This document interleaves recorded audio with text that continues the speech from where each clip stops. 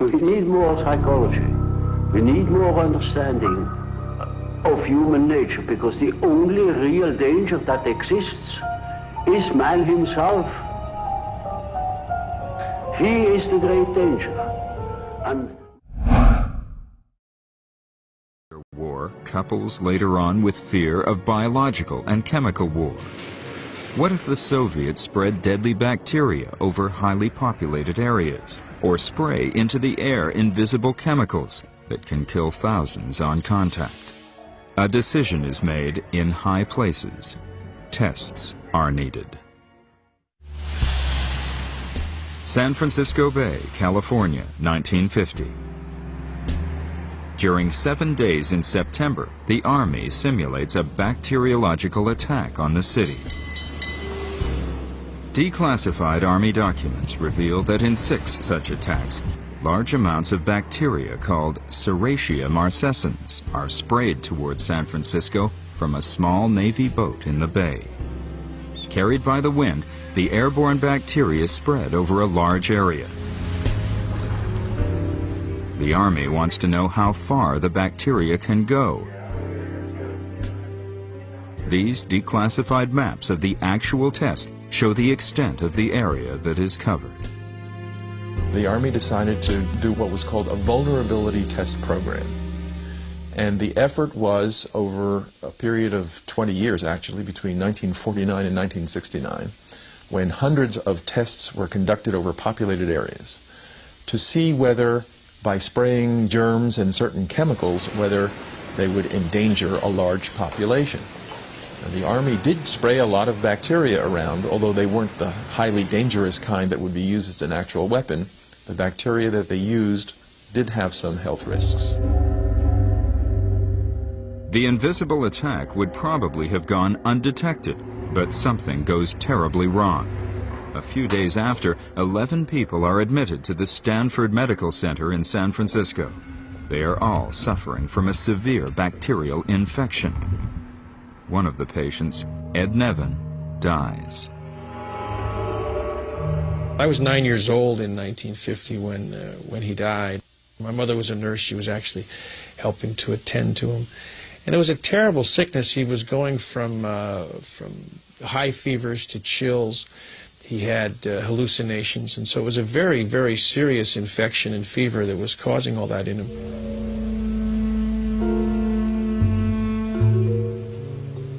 The Serratia marcescens infection is so unusual to the doctors and scientists at the hospital that 3 of them team up and write a scientific article about it. At the time, the doctors are unaware of the test the Army had conducted using the same type bacteria just days before. The scientific article is published in October 1951 in the Journal of the American Medical Association, reaching a very limited readership.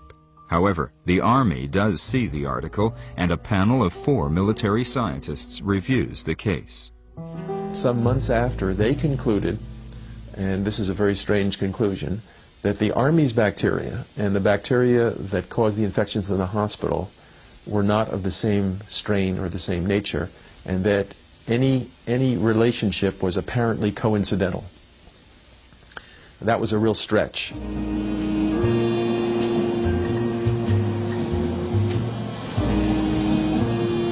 It takes 25 more years before the story finds its way out into the open.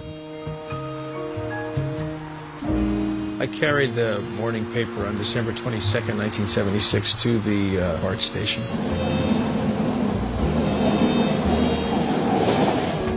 I was reading the front page and read with some interest because of my work as a trial lawyer. The front page told a story of testing that was done in 1950 in San Francisco. I was surprised, but actually somewhat cynical as a trial lawyer. Nothing surprises me anymore was sort of my then 35-year-old attitude. I turned the page and was shocked to find my grandfather's picture. And they related the story that in fact he was the only one who died from the testing, that he died from Serratia marcescens, the very bacterium that was sprayed in the air. Nevin consults with his family and decides to take the federal government to court. The trial begins on March 16, 1981, more than 30 years after the actual event took place. The heart of the case to me was that you can't test American people like guinea pigs. I mean, if we have anything in our country, we proudly look at with disdain upon the practices of the Soviet Union and the Iron Curtain countries of those days in the midst of the Cold War. So the heart of the case to me was this terrible discovery that we were no better than what we were describing. 3 months later, on May 20th, the Honorable Judge Conte rules against Nevin on all counts.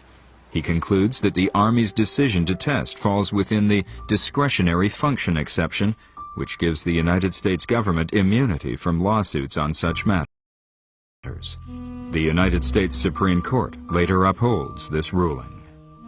What would have been required to win this case would have been to overcome hundreds and hundreds of years of tradition of governmental immunity that we got from England, and that was a king. And it was still a remnant of our law, even in America, with our form of government. And His Honor at least felt it became clear that we couldn't overcome that special protection the government has. You just can't sue the government for these important matters, says the immunity doctrine. And so what it would have taken to win the case would have been to overcome that immunity doctrine, and at least in these judges it wasn't so. San Francisco is not the only city targeted for a simulated biological attack.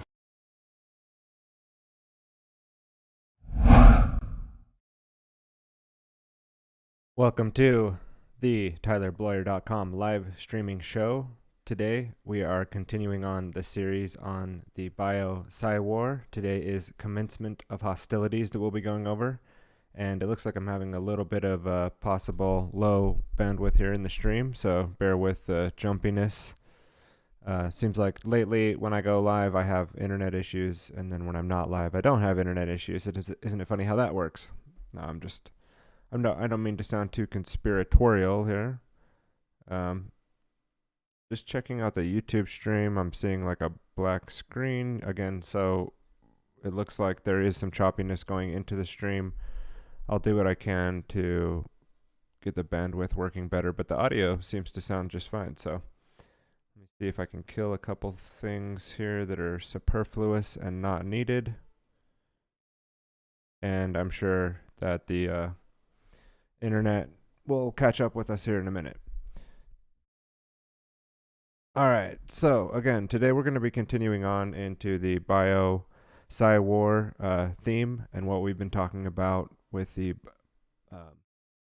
ongoing research that I'm doing into uncovering and going through myself into the stuff that I'm going over in the TylerBloyer.com live stream is things that I'm ongoing doing research on myself. So there's plenty more work to come and do in the future, because the research is unfolding and ongoing, and there's such a large amount of information in this particular body, specifically with bioweapons and the U.S. military research in those areas and other side veins and things that are definitely worth going into and uncovering. So a large amount of what I want to do in this series is cover things that I think should be more widely known in the public. It may not be exactly brand new information, but just to follow up on that opening clip really quick before I get too far off, you can read more about that experiment, and I'm going to try to source the documentary that they were talking about there, and it looks like the bandwidth, the connectivity seems to be clearing up a little bit, so you can go over this in the show notes. Again, I'll try to source that actual documentary, but that clip itself will be in the show notes as well. And just to read the headline here, in 1950, the U.S. released a bioweapon in San Francisco. This was one of hundreds of bioweapons simulations carried out in the 1950s and the 1960s. The bacteria Serratia marascens lives in soil, I probably slaughtered that, lives in soil and water, and is best known for its ability to produce bright red pigment. This flashy trait makes the particular microbe useful in experiments because it is so bright and easy to see where it is. In the 1950s, the U.S. military harnessed the power of large-scale biowarfare tests, writes Rebecca Creaston on her blog, Body Horrors for Scientific America. So that will be in the show notes, as well as the Infogalactic article on Operation Sea Spray, which is the name of that article. And Operation Sea Spray was the U.S. Navy secret experiment in which Serentia markinskins and Bacillus globilgi bacteria were sprayed over the San Francisco Bay Area in California. So it's a military test. The point of going into that and opening up with that is, again, continuing on. This investigation here today is really, I'm going to open a new thing here, and a continuation of the Bio-PsyWar purpose and scope that we used to open up the series. But then from there, we were kind of bootstrapping and bootlegging off of Getting Ready for Human 2.0, a presentation I did back in December.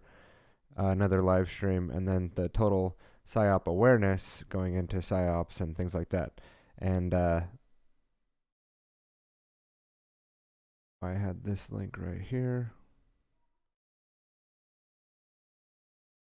That must have just been a mistake in my show notes, but that's the series continuation. See also the Grand Theft World podcast episode number 7, the Cyber Panopticon. Important research was done there, and unfolding of the exhibits that are important to connect in. Also, more of the biological weapons research that the military and DARPA and Fauci's organization, the NIH, were doing at that time. Or not at that time. What we're uncovering there should be looked at in, for extra materials to add to what we're talking about here today in the Commencement of Hostilities episode. But then also check out Grand Theft World episode number 11, Worldview Warfare, where we also did touch on these topics. And The Darkest Winter from Derek Bro's documentary was covered in that in the intermission. That was good. COVID-19 outbreaks at the Auburn Nursing Home infects 137 residents and kills 24. Must watch David Martin. This is not a vaccine. DARPA Human Telepathy Project will let people transmit images and things to other people's brains. So that probably links together better if you're going through the actual episode and reviewing that, which we covered in number 11, Grand Theft World. And from there, we have some other things that I'd like to draw people's attention to as part of like a show notes thing, and that is Dave Emery's work, which we'll be highlighting at the end of today's episode. And you can find his work and the archive in the Total PSYOP Awareness. You can go to, actually, you know what, that's probably going to be, I think I need to add that still, but in the Bio-PsyWar, you can go here and find Dave Emery Archives, this link. Click that, and you'll be brought to this page with the archive list. And this archives goes like way back to 2000, from episode 254, just on this one page, all the way up to episode 1171. And today we'll actually be featuring this 1171 chapter, the missing chapter from the book Unit 731 towards the end of my stream today. But looks like I need to get up on this mic. Still get used to this mic.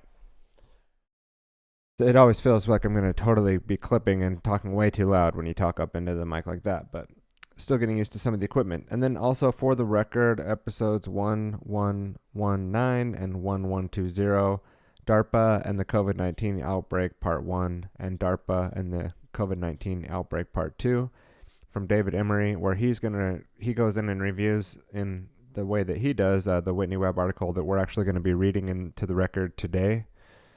So I am not someone who's going to go, look at this material on Dave Emery's side and then turn around and just reproduce it here and not give Dave credit. And that's not what we're doing either. We are going to be giving big tip of the hat to the researchers that have come before us on this show, and we'll continue to do that. And if we don't seem to do that all the time, it's not intentional.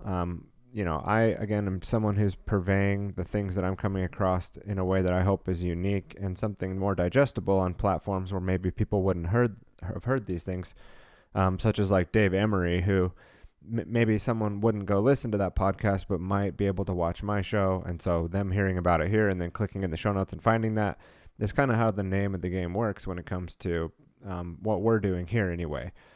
Sometimes if there's brand new things that we're going to be uncovering and unveiling here and research that no one else has covered, that, is something that's going to probably happen less frequently, but is also a goal of what I do.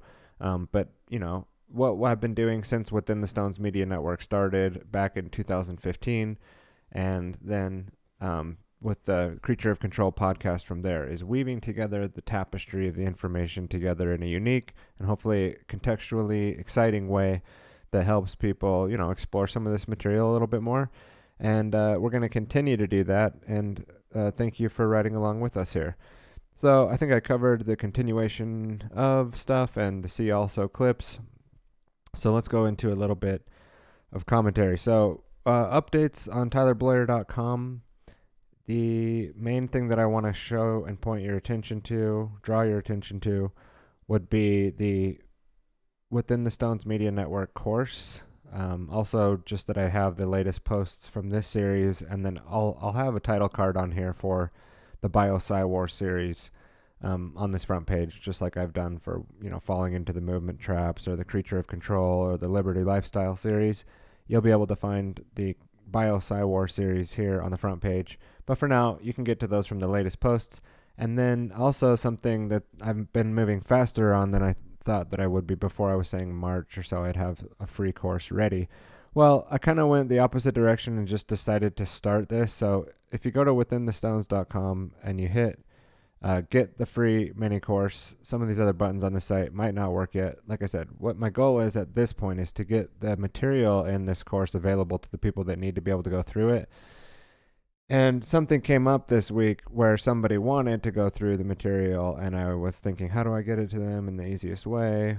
And there's a number of places where I can get them the free material that I've created so far, but I've gone ahead and just started this up, and you can actually get into the course by signing up here now and going through. Right now there's a nice section on OBS and a bunch of other random material that I still want to go through and organize, but it is open at this point. You can go in there and get to that, and there'll be more updates about that coming in the future as I build that out better. And eventually what that's going to be, though, is like where I will put all the free training materials that I'm going to be producing on how to do a live stream like this, or how to produce a course, or how to do shadow hosting to help people produce, or how to do live stream producing, how to do live stream switching and run playlists along with live streaming, how to get your content up on a website. And then down the road, we'll be going into some more updated policies and procedures and standard operating procedures on how to publish, including things like IPFS and indelible publishing. We'll have a section on how to make your content more permanent, alternative upload processes and procedures, and how to save time, so that like today, like me, I have a really full schedule. After the live stream, I'll be, working out with the family, which we do on Sundays. We get outside, or it's snowing outside, so we'll be working out in the garage. And then immediately going into a Grand Theft World live stream tonight. And then tomorrow will be, it just goes on and on. And if you have a workflow that can help you keep the content going out, you can actually continue that pace and do more than you ever thought you could. And that's kind of the idea, is like do more. It's easier than you thought. It's within a stone's throw. And that's what that initial work for the free course will be. And then later on, we'll be adding to that and a higher value offering for people that are wanting to get the more specifics and more intimate hand-holding of getting their content out there. All right, so also, we've got a new addition to the office here. My wife, Cassandra, she bought me this nice new office chair. I'd been limping along on a really horrible chair for like 11 years, and it was getting to the point where it was extremely uncomfortable to wear that chair. And so, I don't know, let's see if you get out here. Let's do the wide angle studio shot. You still don't really see the chair all that well, but it's much more comfortable. It actually has like a reclining feature. I can put my feet up. I can a lot more feel like I'm sitting in a better posture. So Another addition that helps the show stream better and then helps me get my work done throughout the week better at my desk while I'm sitting here. So many hours, right, spent at the desk when you work doing the things that I do. And it just becomes, really hard on the body. Not that that's an excuse, because you should be taking the time to get up and go outside and do these other things, working out and making sure you're stretching and walking around, maybe even have a stand-up desk, these types of things. And then also, we're just making our own little Wayne's World set here, as you can see. I have, and that's taking a different approach from what I was saying before, is that everybody should have their own Wayne's World or Tom Green show. And my wife said, well, you should say the Wayne's World because more people know what that is. And like we watched, the kids were watching that in the car, and it's pretty cool. They have their little basement studio, and more people probably do know that. They're like my age. Some people that didn't have cable might not have seen the Tom Green show or know what that means, because he didn't stick with that for like years and years, but he did have like a studio in his home. And that's the idea is, I'm building a home studio. I'm trying to be able to, when I'm consulting a client on media production and things like that, up my game to a level where, not that I have to be better or something like that, but that I at least understand some of the things that I'm talking about. So for me, I'm not like trained in a lot of these things. When I buy a piece of equipment, it takes me a long time to try to just learn how to use it. But the idea is that you should be able to broadcast yourself. You should be able to put your opinion out there in a way that if you have a thought or something that you'd like to make an argument with, or rather than attacking other people's speech and trying to get other people to not speak, there's a lot of focus going in that direction. You can spend the time to produce yourself now. You can put a little effort in to creating your own, rhetoric and your own websites and your own channels and be able to put your voice out there. And rather than attacking other people and, arguing on Facebook, you could do something that's a little bit more permanent and, with that, have your own Wayne's World type show, and you never know where that's going to take you, and you have a creative outlet. So that was something in the notes here. Like sometimes I have things in my notes that I'm like, should I cover that right now? But yeah, going back to, there's nothing being covered here on this show today that's going to be, something that's not been covered elsewhere. In fact, the main part of what we're covering today is an article that was written over a year ago, back in January 2020, by Whitney Webb, and a very important article that I've discussed last week. It was in the show notes last week.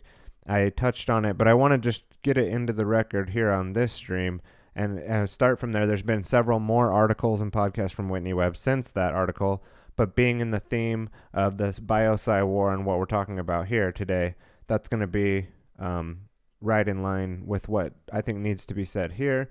At this point, again, going back to showing that the U.S. military and other various intelligence agencies it's not weird or new for them to be doing like particular field tests, what they call test operations to the general public that the general public is not aware of and doesn't become aware of. And there could be several things that we still aren't aware of.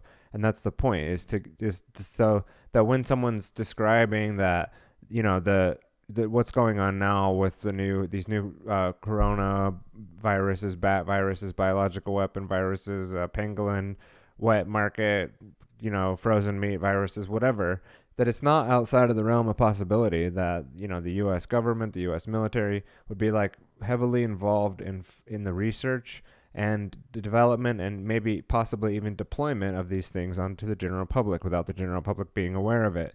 And could they do it? And then what would it look like if some of the technologies that are available now to some of these mad scientists were available to people of the ilk of like a Nazi Germany scientists who were looking to test some of these things out on the general public and had no aversion to putting people through particular tests, such as we'll discover in the Japanese Holocaust in World War II from Unit 731 and the different experiments that were done there, as another example of governments not being averse to using biological weapons testing on unknowing, unwitting people to get the data that they're looking for, and then even trade that data with other governments who might be at war with them as part of a sort of secret treaty to keep things hush-hush on each side as long as the data is being shared back and forth.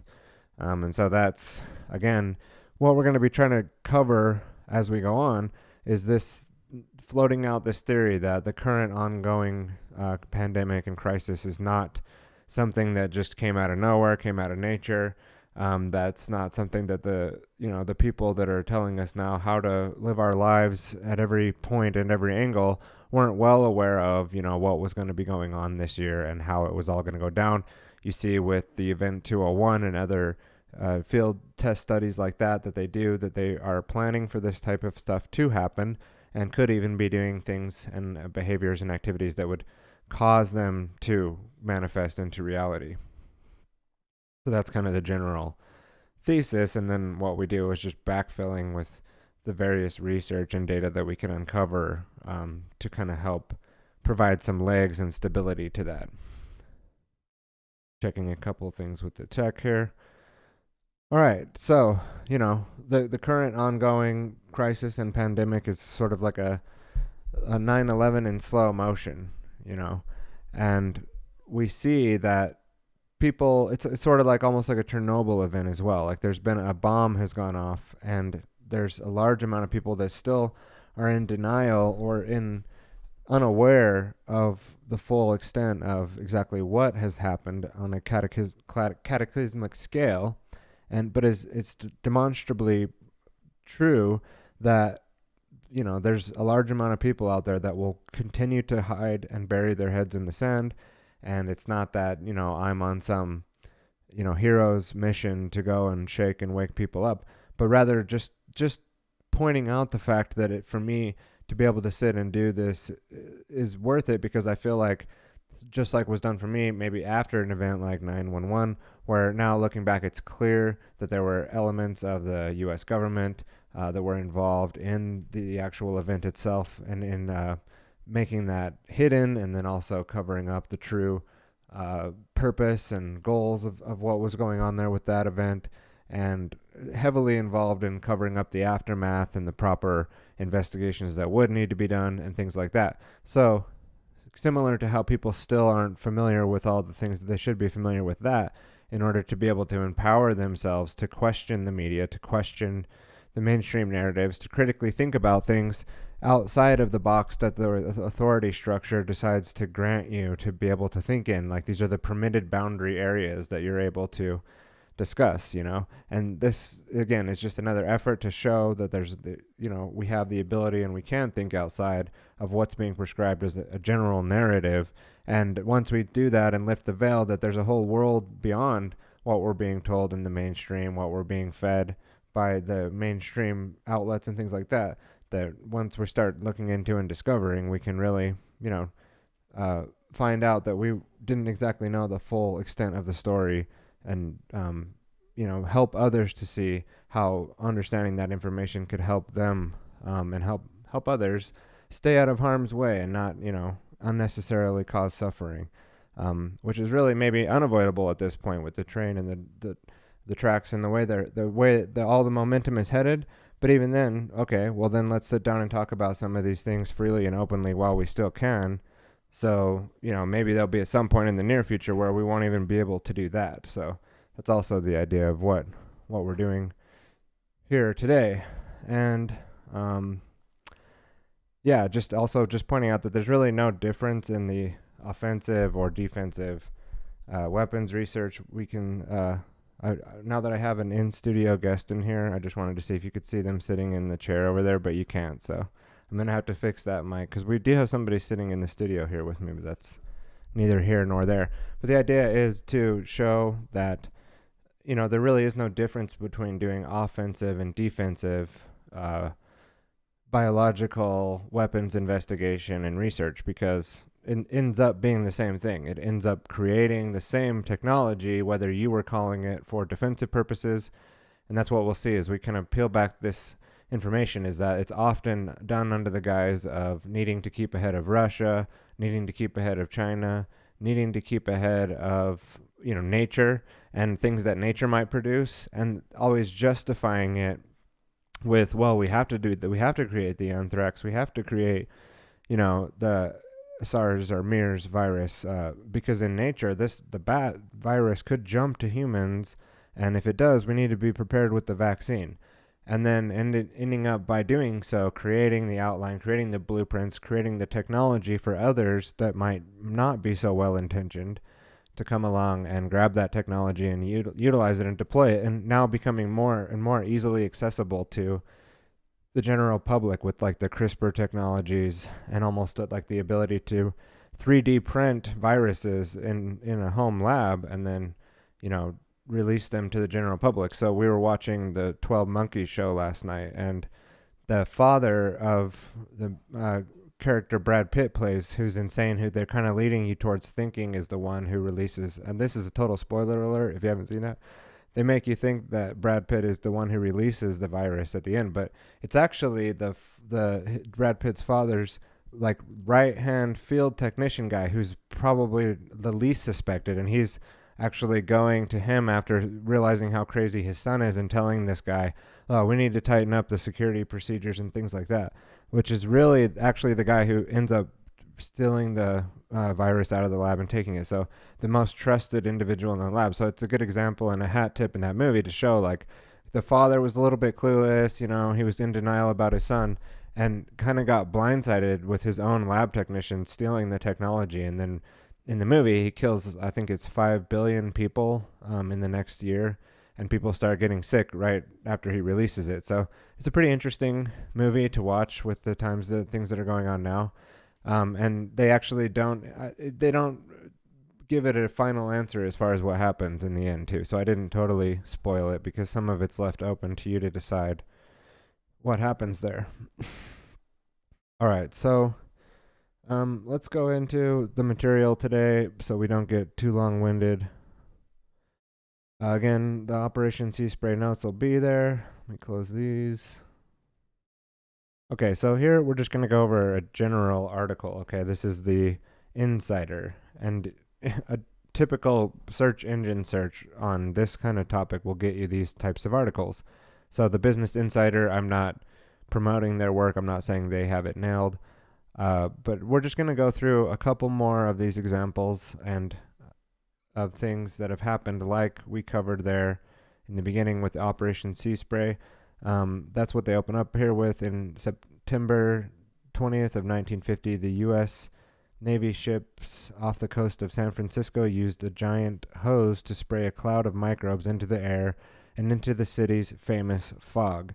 The military was testing how the biological weapons attack would affect 800,000 residents of the city. The people of San Francisco had no idea. The Navy continued the test for several days, potentially causing at least one death, and was one of the largest scale biological weapon trials that would ever be conducted under the germ warfare testing program. That went on for 20 years, from 1949 to 1969. The goal was to deter the use of biological weapons against the United States and all its allies, to retaliate if deterrence failed. The government explained later, fundamental to the development of a deterrent strategy was the need for a thorough study of analysis of our vulnerability to avert the covert attack. See, so it's always this, well, we had to release this and kill that guy in San Francisco, one person that they know of. I mean, who knows? It could have been a lot more. How do they know?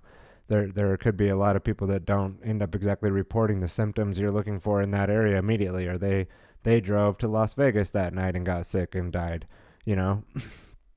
It's probably a limited hangout when they tell us what's going on, with a study like this. The official details are even hard to believe, right?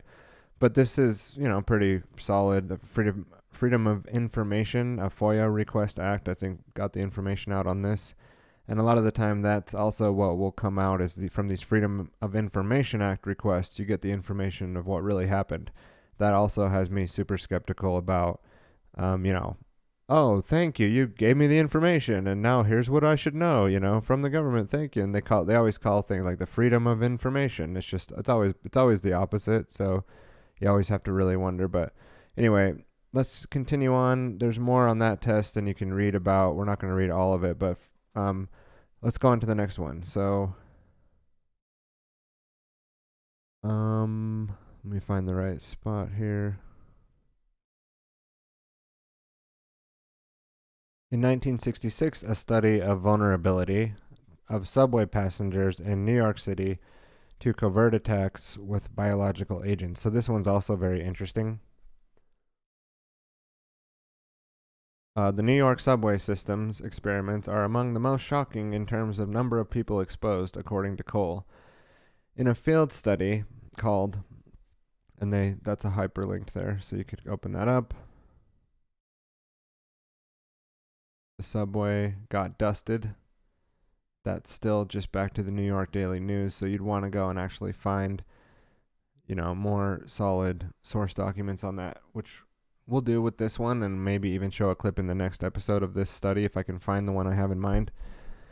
Anyway, so the study of vulnerability of subway passengers in New York City to covert attack was the biological agents. Military officials tried to see how easy it would be to unleash biological weapons using the New York City subway. They would break light bulbs full of bacteria on the tracks to see how they would spread through the city.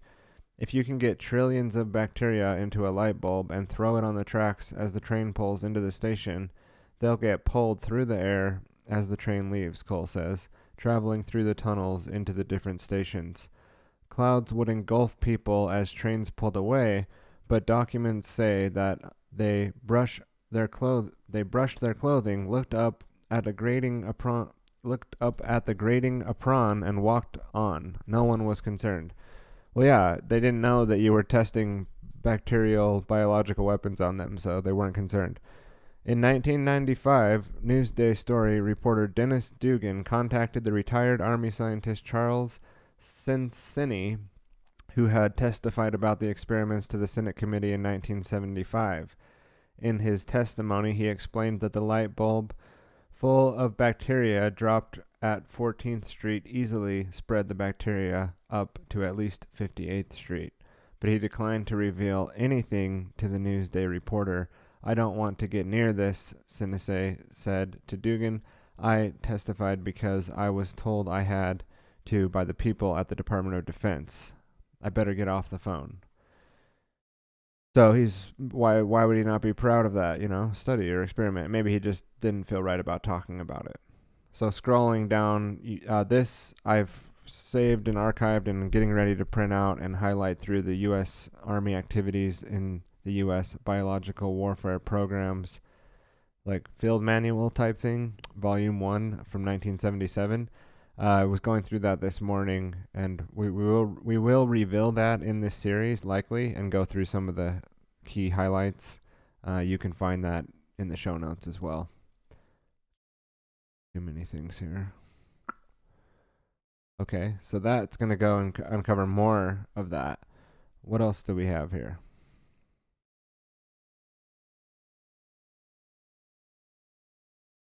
I may have skipped through some of those, so let me go back here. I know it's frustrating when I don't have it pinned down exactly, but that might have been the two that we wanted to cover there. So another controversial experiment. Okay, here we go. In Cole's book involved a test at Norfolk Navy Supply Center. The experimenters packed crates with fungal spores to see how they would affect people in the unpacking those crates.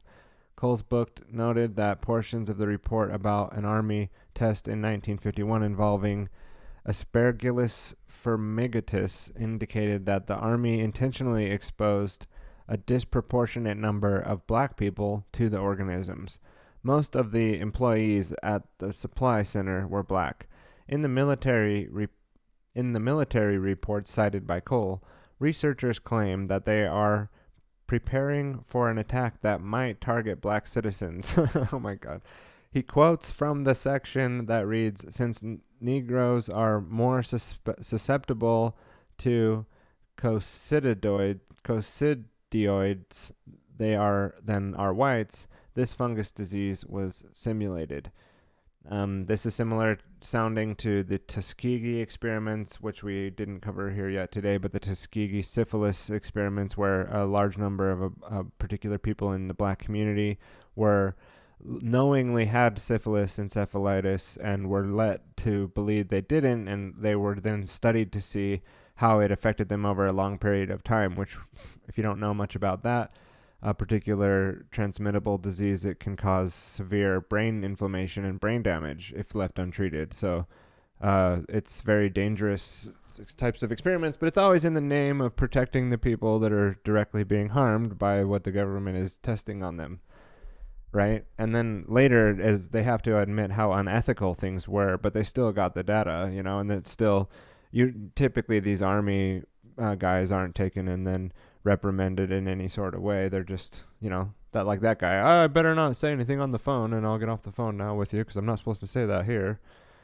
Why would he say that? You know, it's because he knows that this stuff is unethical, potentially. I mean, that's me providing the answer there, but that may not be the case. I don't know. I'm not that guy.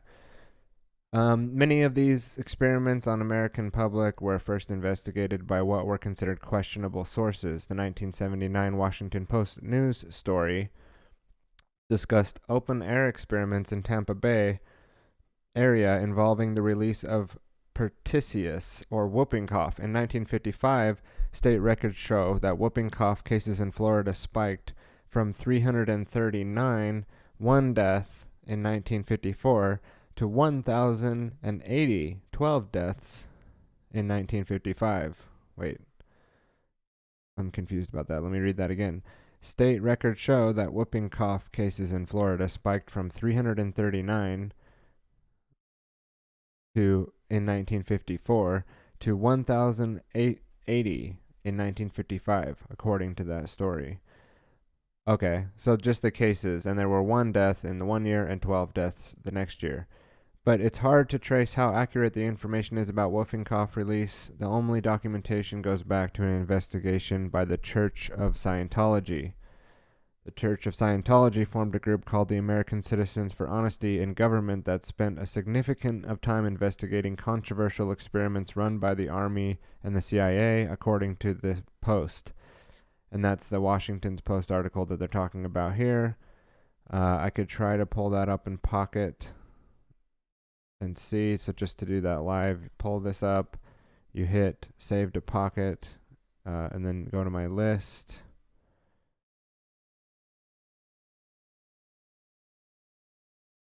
Pocket list, and see if I can open up this. Report suggests CIA involvement in FLA illness. The CIA may have conducted open-air tests of whooping cough bacteria in Florida in the mid-1950s when state medicine records show a whooping cough outbreak killed 12 persons according to the Church of Scientology's analysis. So, you know, what you'd do is probably go to look for the hyperlinks in that document. And in Pocket, they may not translate exactly, but that's a way to get to that article to show you how that works around that paywall that the Washington Post is set up there. So I can actually still read the article into the record. Let's close these things that we don't need, and let's continue on with today's episode. The Commencement of Hostilities from the Bio-PsyWar, TylerBlair.com. Thank you for watching. Just going to go into another clip here, I think.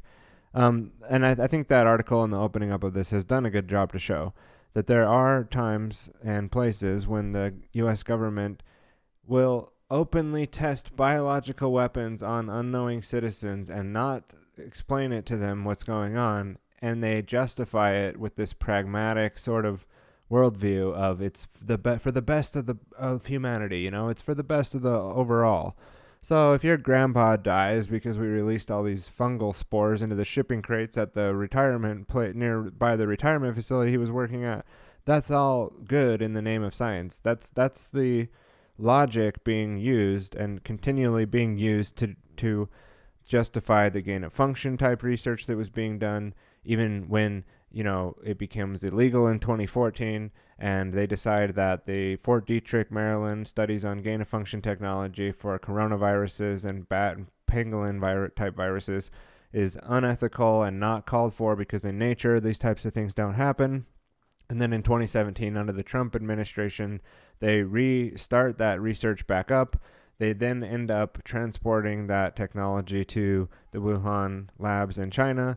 And beyond that, I'm right here with you just learning about this stuff and discovering, what's gone on since then. And so, I'm not the expert knowing all, and all this information is somewhat new to me as well. I probably got a lot more of it than the average, basic dipshit out there, as Cassandra and I and our friend Andy Gold would say.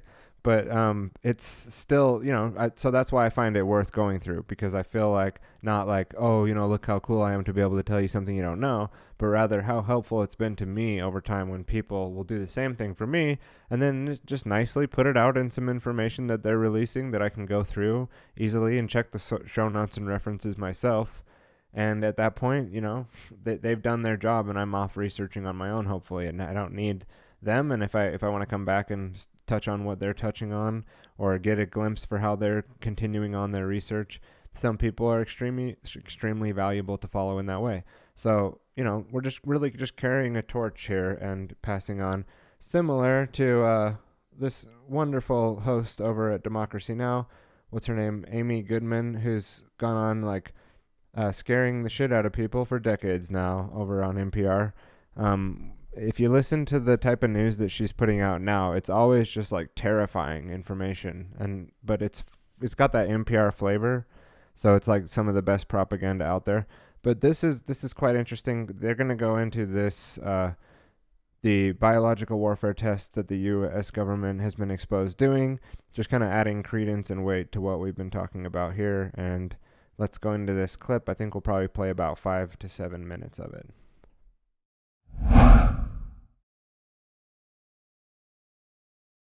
The U.S. government raised the terrorist threat level to orange or high. The alert was particularly applied to the nation's trains and subway systems. Although far less money has been spent on security measures for public transportation than for the airline industry, experts say subways and trains are particularly vulnerable to chemical and biological attacks. Late last month, the Homeland Security Department released what they said was non-toxic gas into New York's Grand Central Station to trace how chemicals might flow through the terminal in a terrorist attack. But some government simulations of chemical and biological attacks haven't been quite like this. In the 1950s and 60s, scientists from the Fort Detrick Biological Weapons Program ran a series of tests to determine how easy it would be to expose large numbers of people to a lethal bacteria. In fact, what they did was expose thousands of people, guinea pigs and other animals, to anthrax and other lethal germs, and germs that were meant to sicken but not kill. Humans were tested on conscientious objectors in the military. They also planted containers of non-toxic bacteria, they said, in the New York subway, secretly pumped bacteria into the Pentagon ventilation system, released clouds of bacteria in San Francisco. Well, to talk about all this, we're joined by Leonard Cole, who has written a book about the subject, an expert in biological and chemical terrorism. His book is called The 11th Plague, The Politics of Chemical and Biological Warfare. Welcome to Democracy Now! Hi. It's great to have you with us. In a few minutes, I want to go to your next book, which is something I think a lot of people have forgotten about, and that is the anthrax letters. That's right. Who did it? We don't know. But first, let's go to this story. Sure. The Grand Central experiment, or the test that was done just a few weeks ago. Do you know anything about it?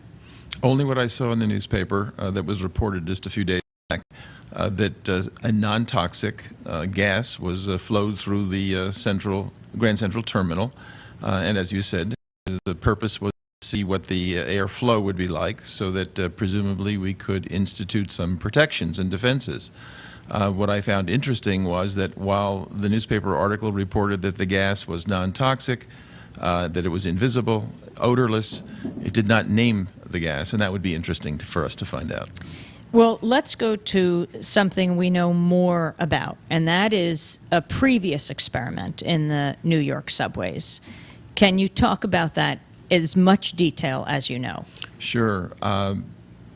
When did it test happen? in the subways was in 1966, and it was part of an experimental program that lasted 20 years, beginning in 1949, ending only in 1969.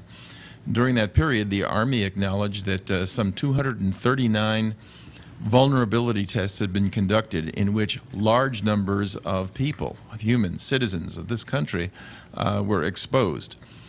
They emphasized that the materials that were used to simulate anthrax and other deadly organisms were harmless. But in my research and in the work that was published in the book, it was very clear that some of the materials were not totally harmless, that when you expose 1 million or 2 or 3 million people to relatively harmless materials, you still have a certain segment of the population that would be at risk. So talk about specifically what happened in the subway. How many Sure. agents went underground? When you use the word agent, it has a double meaning. Sometimes it means human beings who are actually conducting the experiments. Sometimes, and the Army refers to them, the test people actually refer to the actual organisms as agents that were released. So how I'll try many to be agents careful. released agents? Well, we don't know how many individuals went down to release. There were probably somewhere, my guess is in the order of anywhere from a half dozen to a dozen. More importantly, the number of bacterial agents that were released ranged in the trillions. In fact, the way this was done was kind of bizarre and yet interesting. A light bulb was filled with some 87 trillion organisms, something called Bacillus subtilis. And this bacillus, this bacterium, is common in nature. And as I said before, most people would not be affected. However, some people in an immune compromised situation, very old people, babies, they would be more susceptible. Trillions and trillions were released. Light when you bulbs would say be release, you're talking light, they're put into light bulbs? They were placed in Army laboratories in light bulbs and mixed with charcoal. The human agent would carry a paper bag containing some light bulbs Black filled light with bacteria. bulbs? I don't know what the color of the light bulbs were, but he would walk down during peak traffic hours to various subway platforms. This was during a 6-day period in September of 1966. As the train would be coming into the station, he would take a light bulb out of the bag, drop it onto the tracks, and as the train entered, you would see a whoosh of darkened air, darkened clouds. The darkness came from charcoal that was mixed with the bacteria because the bacteria themselves were invisible. There were various detection devices set up around the subway system so that one could then estimate how many bacteria had survived and how many of them had concentrated in various areas. At the end of 6 days, as reports were written, the ultimate report said that if as they said, a pathogenic organism were released, that more than half of the people who were riding the subways could have become deathly ill. Do we know about people who got sick? In the course of research, some years after when the public first learned about this, and in writing the book, I wrote to the New York City subway system, or I guess it was the subway authority, and asked for absentee records, people who were not showing up for work, just to see how this was around those dates. And I got a short reply back saying, when I wrote to them it was in the early 80s, they said they don't have records that go back that far. Because we do know about what happened in the Bay Area, Yes, right, with yes. the release of toxins. Can you talk about that? Sure. This was perhaps the most dramatic and well-reported incident, which we learned about only decades after it was actually conducted. In 1950, another bacterium, and any doctors or microbiologists will recognize this immediately as not something that you should play around with. It was called Serratia marcescens. These bacteria were released from the Bay of San Francisco. A boat was spraying trillions of these bacteria on shore. And this is very interesting because in San Francisco in 1950, a major hospital, university hospital, Stanford University Hospital, was located. And they had never recorded any infections from Serratia marcescens. Unbeknown to the doctors or anybody in the hospital, the Army released the bacteria. 3 days later, a case of Serratia marcescens was discovered in the hospital. A dozen or so occurred in the subsequent months. One of the patients died of Serratia infection. What does that mean? What happens to the person? These bacteria colonized his heart valve. The bacteria can infect various organs of the body, particularly with weakened people. Now, a person who was in the hospital who had had surgery emerged, became infected, and he died. What is fascinating is that when the public first learned about this test, mind you, the test occurred in 1950, there were news reports about the test for the first time in the year 1976 and 77. The grandson of grandson of the person who died, Edward Nevin, who died, the grandson is named Edward Nevin III, was reading about this as he was commuting from his home in Berkeley, California to his law office in San Francisco. So he's on the BART and he's reading about these tests. Exactly. And he's reading about it, and then he sees his grandfather's name mentioned as a person who died from this bacterial infection. And he said, oh my goodness, that's my grandfather. Well, to cut through a couple of years following that, he instituted suit against the government. In 1981, there was a trial. The Nevin family sued the U.S. government for these tests and for the death of their grandparent.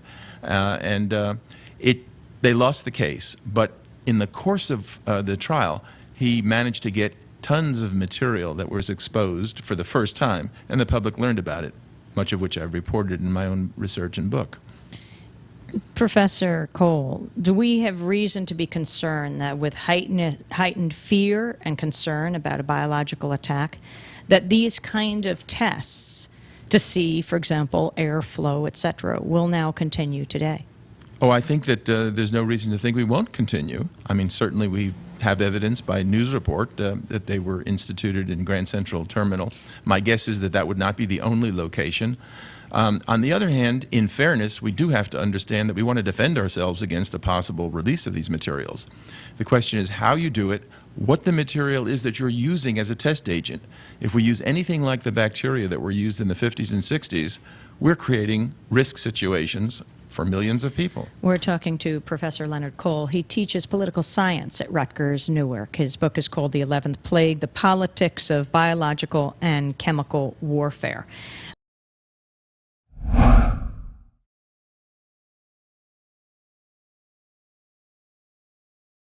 All right, yeah, thank you for enjoying that nice clip that I've curated for this show there. And Amy Goodman, back in the day, interviewing that gentleman that will be in the show notes, along with his book that he mentioned, Professor Leonard Cole. That's also who I was reading about in the article before. So perhaps we should look into see why that guy, is as informed as he is, or is his book any good? That's the other thing I'm going to be doing is getting some of these books.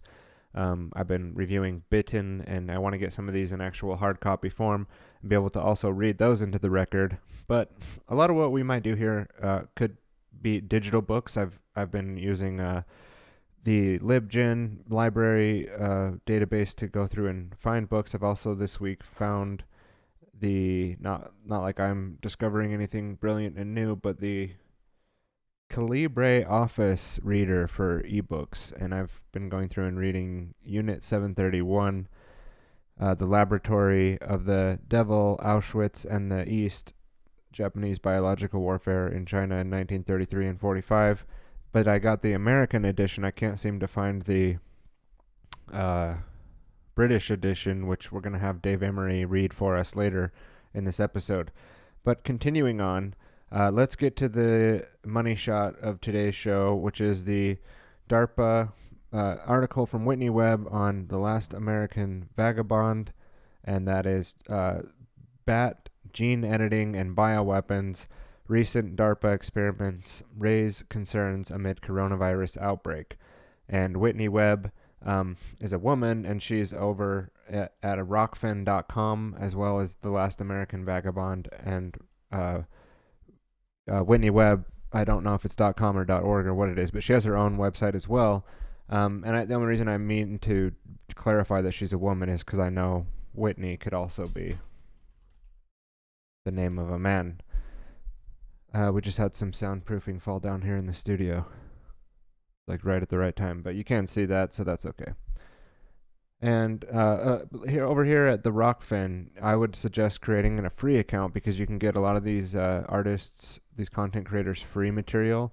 The Unlimited Hangout from Whitney Webb is her podcast series, and there's a lot of free stuff that she does as well as a lot of premium. I pay for the premium on Rockfin because I feel like it's well worth it. Also, Richard is on there, and I work closely with him, and we put his work up on there. And you could also find the Grand Theft World podcast live streaming on the Rockfin. And maybe one day I could potentially be on that website. We'll see. They have to approve my application first.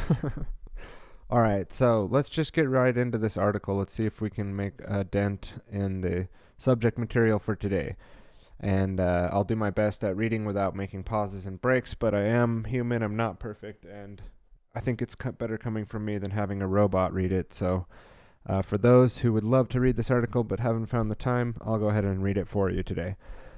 From January 30th, 2020, from Whitney Webb. Again, bat, gene editing, and bioweapons. Recent DARPA experiments raised concern amid coronavirus outbreak. DARPA, here, and I'll take myself off from time to time so that there's more room for you to see what's on the screen. DARPA recently spent millions on research involving bat and coronaviruses, as well as gene editing bioweapons prior to the recent coronavirus outbreak. Now, strategic allies of the agency have been chosen to develop a genetic material-based vaccine to halt the potential epidemic. Washington, D.C. In recent weeks, this is a statement from Washington, D.C. apparently.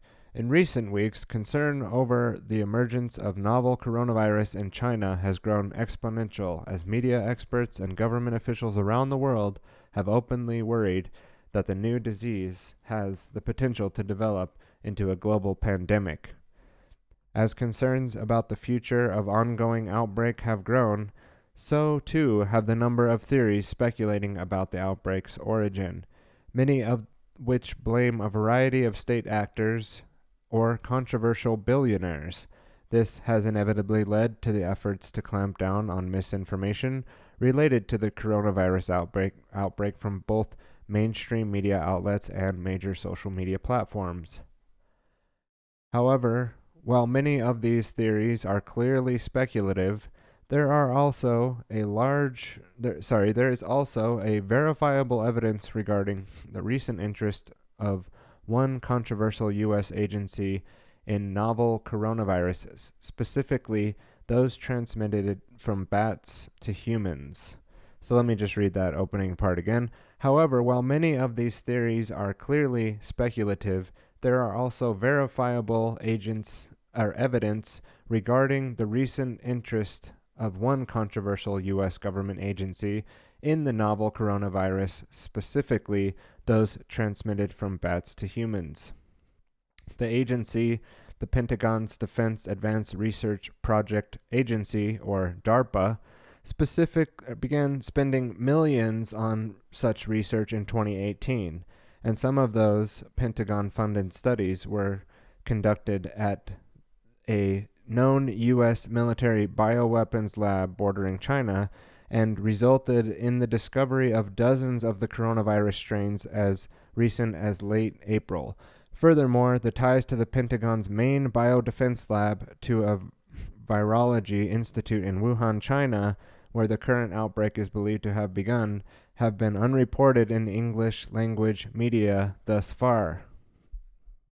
And how much have you been hearing about that in the media thus far up to this point, about this lab that DARPA was running right next to China that has a lot of links to the coronaviruses that are being spread around now? So again, reading on from the article from Whitney Webb from The Last American Vagabond. While it remains entirely unknown as to what caused the outbreak, the details of DARPA and the Pentagon's recent experimentation are clearly in the public interest, especially considering that the very companies recently chosen to develop a vaccine to combat the coronavirus outbreak are themselves strategic allies of DARPA. Now, if you wanted to know what she's talking about there, the strategic allies thing, I think, is kind of, she's making fun of it a little bit, but it's also actually a thing that the people that are working on the Operation Warp Speed and developing these vaccines are also all very well linked back into this research on creating the coronaviruses and gain of function research that was done. Not only that, reading on in the article, but these DARPA-backed companies are developing controversial DNA and mRNA vaccines for this particular coronavirus strain, a category of vaccine that has never previously been approved for human use in the United States. Yet, as fears of the pandemic potential of coronavirus grow, these vaccines are set to be rushed to market for public use, making it important for the public to be aware of DARPA's recent experiments on coronaviruses, bats, and gene editing technologies and their broader implications. So, reading on into the article, we're just barely getting through the beginning, examining the recent Wuhan bioweapon narrative. As the coronavirus outbreak has become to dominate headlines in recent weeks, several media outlets have promoted claims that the reported epicenter in the outbreak in Wuhan, China, was also the site of laboratories allegedly linked to a Chinese government biowarfare program. However, upon further examination of the sourcing for the serious claim, these supposed links between the outbreak and the alleged Chinese bioweapons programs have come from two highly dubious sources. For instance, the first outlet to report on this claim was Radio Free Asia, the U.S. government's funded media outlet targeting Asian audiences that used to be run covertly by the CIA and named by the New York Times as a key part in the agency's worldwide propaganda network. And as she, this is me parenthetically speaking, as she brings up these hyperlinks, I'll open them up and take a glance at some of them if they're worth going through. And then I'll also plug all these references into the show notes as well as a better resource list that I'll have on the website, which is over at tylerblair.com underneath this post for the Bio-PsyWar Commencement of Hostilities series. Today we're in second episode in the series, really. Okay, so through it, though it is no longer run directly by the CIA, it is now managed by the government-funded Broadcasting Board of Governors, BBG, which answers directly to Secretary of State Mike Pompeo, who was CIA director immediately prior to his current post at the head of the State Department. In other words, Radio Free Asia and other BBG-managed media outlets are legal outlets for the U.S. government's propaganda. Notably, the long-standing ban on the domestic use of government propaganda on U.S. citizens was lifted in 2013 with the official justification of allowing governments to effectively communicate in a credible way and better combat al-Qaeda and other violent extremist influences. So that's interesting. So lifting the propaganda ban gives new meaning to the old song. If you remember this, anyways, it looks like Whitney Webb also authors over at mintpressnews.com, and she's linking back to her February 12th, 2018 article called Lifting the U.S. Propaganda Ban Gives New Meaning to an Old Song. And this is basically, you go back and there were statements at that time from the CFR, the Council on Foreign Relations, saying things like propaganda should be used on people in order to combat terrorism and other things like that. And it's just hilarious because Al-Qaeda, means the database is officially a CIA-created entity and funded. So they're like chasing their own tail here. And then, most people aren't going to catch that stuff at all, though. So in order to combat our own propaganda campaigns previously launched, we need to, start using more propaganda on the American people themselves. Returning to the article, returning to the subject at hand, Radio Free Asia's recent report on the alleged origins of the outbreak began being linked to Chinese state-linked virology centers cited only Rin Ruhang, the former head of the Medical Assistance Department at the Chinese Red Cross, for that claim. Ruhang has been cited as an expert on several Radio Free Asia reports on disease outbreak in China, and has not been cited as an expert by any other English language media outlet. Ruhong told Radio Free Asia that it's a new type of mutant coronavirus. They haven't made public the genetic sequence because it's highly contagious. Genetic engineering technology has gotten to such a point now, and Wuhan is home to a viral research center that is under the aegis of China Academic of Sciences, which is the highest level of research facility in China. So Ruhong, and that might not be how you say his name, but I'll just continue to say it the same way, did not directly say that the Chinese government was making a bioweapon at the Wuhan facility.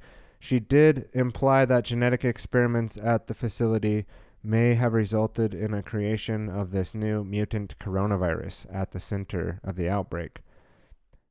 With Radio Free Asia and its single source having speculated about Chinese government links to the creation of a new coronavirus, the Washington Times soon took it much farther in a report titled, "Virus Hit Wuhan, Has 2 Laboratories Linked to Chinese Biowarfare Programs." That article, much like Radio Free Asia's earlier report, cites a single source for that claim, former Israeli military intelligence biowarfare specialist Danny Shoham. So far Whitney is doing a very good job at breaking down these sources that are telling us in the West, the mainstream media, where this virus is coming from, and she's tied this back already in that article that's got a paywall in front of it, let's just read that again. Yet, upon reading the articles, Shoham does not even directly make the claim cited in the article's headlines. Okay, let's go back. It's actually this paragraph that I just read. With Radio Free Asia and its single source having speculated about Chinese government links to the creation of the new coronavirus, the Washington Times soon took it much further in a report titled "Viruses Hit Wuhan, Has 2 Laboratories Linked to Chinese Bio-Warfare Programs."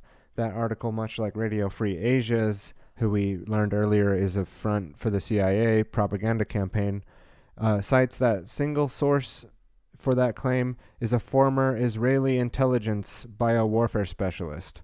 So far, the sources that the Washington Times is using to tell us about the origins of this lab are coming from CIA and potentially Mossad and CIA affiliated military intelligence biowarfare specialists. Yet, upon reading the article, Shoham does not even directly make the claim cited in the article's headline, as he is only told the Washington Times that certain laboratories in Wuhan Institute have probably been engaged in terms of research and development in Chinese biologic weapons, at least collaterally,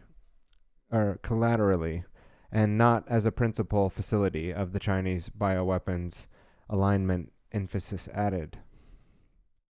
Reading on, while Shoham's claims are clearly speculative, it is telling that the Washington Times would bother to cite him at all, especially given the key role he played in promoting false claims in that 2001 anthrax attacks was the work of the Iraq Saddam Hussein.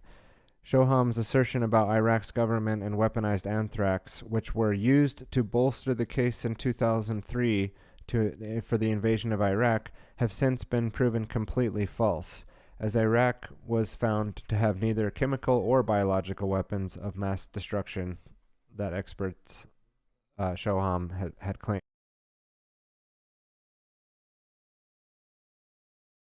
So this guy is the same guy that made the assertions that the anthrax that was actually probably created here in the United States was coming from Iraq and from Saddam Hussein, and that's the same guy we're being told now we should listen to about the origins of the coronavirus. So again, linking these articles back and just giving them a glance here, and I encourage the reader or the listener to go through and actually also follow up on these hyperlinks, read through this article, and skim through it again. If this is your first time hearing this information, Whitney Webb has done a tremendous job in this really wonderful article that is worth me taking the time to sit down and read into the record here on the TylerBlur.com live show, because it's that well worth it, and we may be doing very similar types of activities in the future where we're reading these important articles into the record to help set the narrative on what it is that we're weaving together here in this tapestry.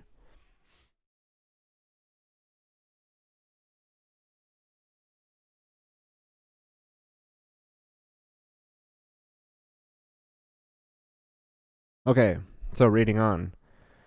While Shoham's claims are clearly speculative, it is telling that the Washington Times would bother to cite him at all. Okay, so that was the last paragraph that we read, saying that he, made the false claims about the anthrax in Iraq. And then we'll move on. Beyond Shoham's own history of making suspect claims, it is also worth noting that Shoham's previous employer, Israeli military intelligence, has a troubling past with bioweapons. For instance, in the late 1990s, it was reported by several outlets that Israel was in the process of developing a genetic bioweapon that would target Arabs, specifically Iraqis, but leave Israeli Jews unaffected. Given the dubious past of Shoham and his clearly speculative nature of both his claims and those made in Radio Free Asia's report, one passage in the Washington Times article that is particularly telling about why these claims have recently surfaced. One ominous sign, and I guess this is from the Washington Times article, one ominous sign said a U.S. official is that... Let me start over. One ominous sign, said a U.S. official, is that the false rumors since the outbreak began several weeks ago have begun circulating on the Chinese internet, claiming the virus is a part of a U.S. conspiracy to spread germ weapons. That could indicate China is preparing propaganda outlets to counter future charges the new virus escaped from one of Wuhan's civilian defense research laboratories. Ending from that quote, back to the article. However, as seen in that very article, accusations that the coronavirus escaped from the Chinese state-linked laboratories is hardly a future charge, as both Washington Times and Radio Free Asia have already been making that claim. Instead, what this passage suggests is that the report in the Radio Free Asia and the Washington Times were responses to the claim circulating within China that the outbreak is linked to the U.S. conspiracy to spread germ weapons. Though most English-language media outlets to date have not examined such a possibility, there is considerable supporting evidence that deserves to be examined. For instance, not only was the U.S. military, including its controversial research arm, the Defense Advanced Research Projects Agency, DARPA, recently finding studies in the near China... let me start that sentence over. For instance, not only was the U.S. military, including its controversial research arm, DARPA, recently funding studies in near China that discovered new mutant coronaviruses originating from bats, but the Pentagon also became recently concerned about the potential use of bats as bioweapons.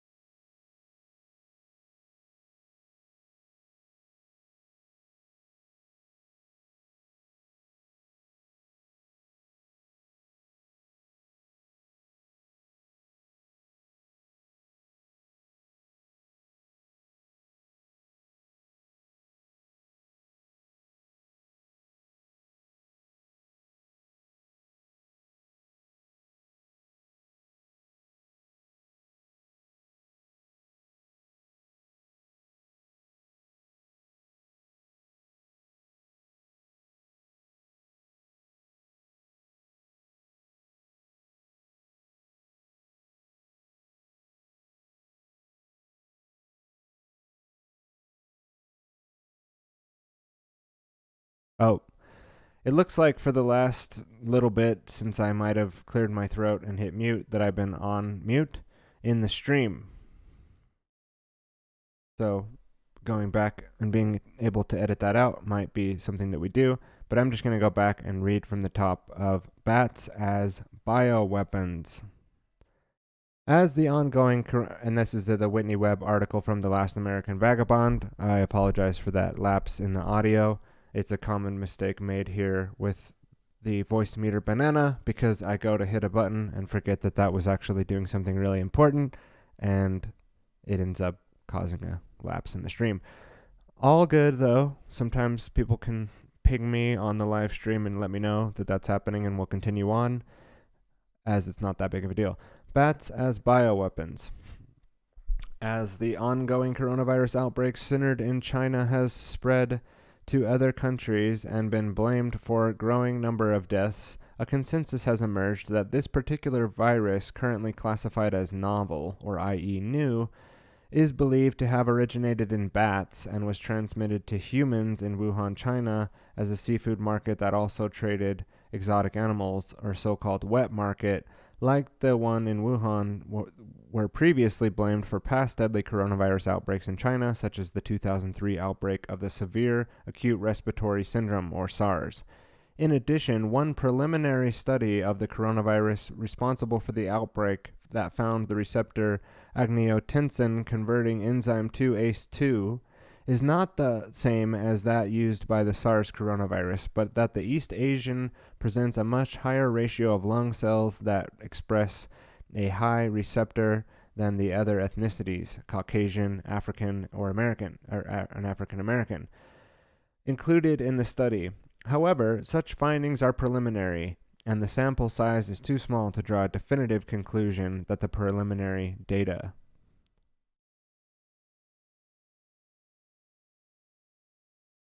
Two years ago, media reports began discussing the Pentagon's sudden concern that bats that bats could be used as biological weapons, particularly in spreading coronaviruses and other deadly viruses. The Washington Post asserted that the Pentagon's interest in investigating the potential use of bats to spread weaponized and deadly diseases was because of alleged Russian efforts to do the same.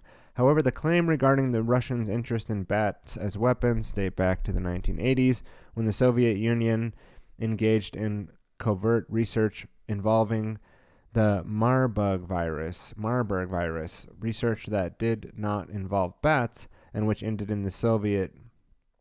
She says research that did not involve bats and which ended in the Soviet Union's collapse in 1991.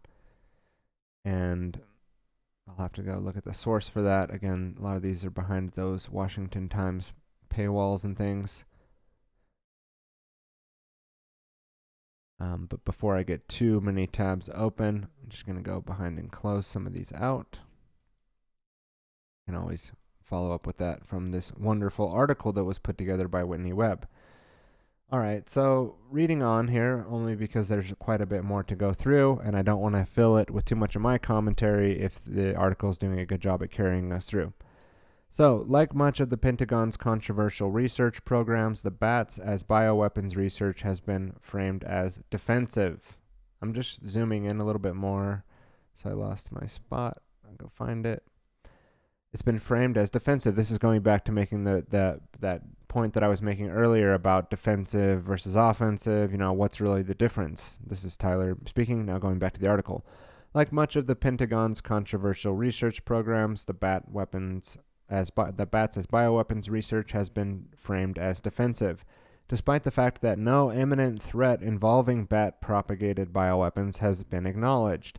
However, independent scientists have recently accused the Pentagon, particularly in the research arm DARPA, of claiming to be engaged in research it says is defensive but is actually offensive.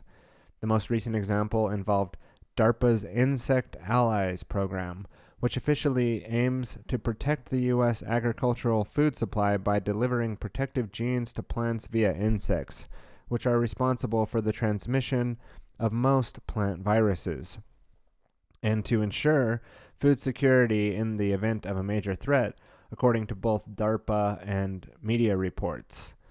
However, a group of well-respected independent scientists revealed in a scathing analysis that of the program that from a defensive quote-unquote research project, the Insect Allies programs was aimed at creating and delivering a new class of biological weapons, the scientists writing in the journal Science and led by Richard Guy Reeves from the Max Planck Institute for Evolutionary Biology in Germany warned that DARPA's program, which uses insects as the vehicle for a horizontal environmental genetic alteration agents, or HEGAs, revealed an intention to develop a means of delivery of HEGAs for offensive purposes, emphasis added.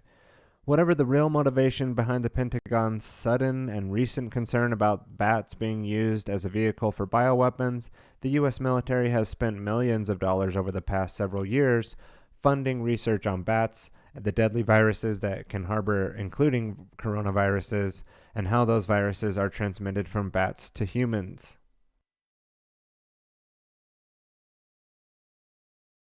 Reading on, for instance, DARPA spent $10 million on one project in 2018 to unravel the complex causes of bat-borne viruses that have recently made a jump to humans, causing concern among global health officials. Another recent project backed by both DARPA and the NIH saw researchers at Colorado State University examine the coronaviruses that caused Middle Eastern Respiratory Syndrome, or MERS, in bats and camels. Quote, to understand the role of these hosts in transmitting disease to humans, unquote, other U.S. military-funded studies discussed in later detail in this report discover several new strains of novel coronaviruses carried by bats, both within China and countries bordering China. So this is the Insect Allies program by DARPA that I pulled up here as part of the hyperlink that she sourced there. And the Insect Allies program you can read about is them... the Insect Allies from their own words, program is pursuing scalable, readily deployable, and generalizable countermeasures against potential natural and engineered threats to food supplies with the goals of preserving the U.S. crop system. National security can quickly be jeopardized by natural occurring threats to the crop system, including pathogens, drought, flooding, and frost. But again, as is pointed out by Whitney, is that these things that are claimed to be defensive are also discussed and researched and can be positioned, again, for this, HEGAS revealed an intention to develop a means of delivery of HEGAS for offensive purposes in the DARPA's article. So, moving on, in this Whitney Webb article on The Last American Vagabond, titled Bats, Gene Editing and Bioweapons, Recent DARPA Experiments Raised Concerns Amid Coronavirus Outbreak, from January 20th, 2020. Many of the recent research projects are related to DARPA's Preventing Emergent Pathogens. Sorry, let me start that over. I got distracted by the tech over here. Many of these recent research projects are related to DARPA's Preventing Emerging Pathogenic Threats, or PREEMPT program, which was officially announced in April 2018. PREEMPT focuses specifically on the animal reservoir of diseases, specifically bats, and DARPA even noted in the press release in the program that it is, quote, is aware of biosafety and biosecurity sensitivities that could arise due to the nature of the research, unquote. DARPA's announcement for the PREEMPT came just a few months after the U.S. government decided to controversially end the moratorium on so-called gain-of-function studies involving dangerous pathogens, Vice News explained gain-of-functions studies as follows. So from the Vice News article, she quotes gain-of-function studies being as follows, quote, known as gain-of-function studies, this type of research is ostensibly about trying to stay one step ahead of nature by making super viruses that are more pathogenic and easily transmittable. Scientists are able to study the way these viruses may evolve and how genetic changes affect the way a virus interacts with its host. Using the information, the scientists can try to preempt the natural emergence of these traits by developing antiviral medications that are capable of staving off the pandemic. In addition, that's the end of that quote from the Vice article, and moving on with the article here. In addition, while both DARPA's Preempt program and the Pentagon's open interest in bats as bioweapons were announced in 2018, the U.S. military, specifically the Department of Defense's Cooperative Threat Reduction Program, began funding research involving bats and deadly pathogens. I always want to say pathogens for some reason when it just says pathogens, including the coronaviruses MERS and SARS. A year prior to 2017, that was all done a year prior to 2017. One of those studies, and a lot of this is hyperlinked and quoted, so I don't have time here to go into all these follow-ups, but I will be likely sourcing some of these and going into a deeper dive on some of these studies that she's linking to. Here's the Department of Defense Cooperative Threat Reduction Program, the Scientific Program Review from February 8th to 10th, 2017. This would probably be a highly interesting piece of primary evidence to go through, and I'm going to keep that one, in the show notes and kept in mind for going into. So, moving on in the article, it is also important to point out, actually, let's jump back a little bit. I may have skipped ahead a little. Let's just read this one into the record again.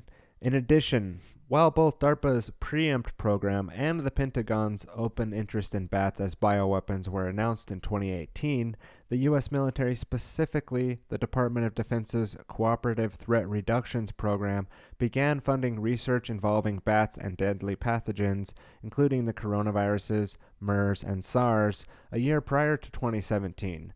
One of those studies focused on the bat-borne zoonotic disease emergence in Western Asia and involved the Luger Center in Georgia, identified by former Georgian government officials, the Russian government, and independent investigative journalist Dyalanda Gayanatsachiva as a covert U.S. bioweapons lab. It is also important to point out that the fact that the U.S. military's key laboratories involving the study of deadly pathogens, including coronaviruses, Ebola, and others, was suddenly shut down late July after the Center of Disease Control and Prevention identified major biosafety lapses at the facility. So she's talking about late July of 2019, in which the Fort Detrick lab was shut down after failed safety inspections and all research halted. That article can be found in the show notes of last episode and this episode.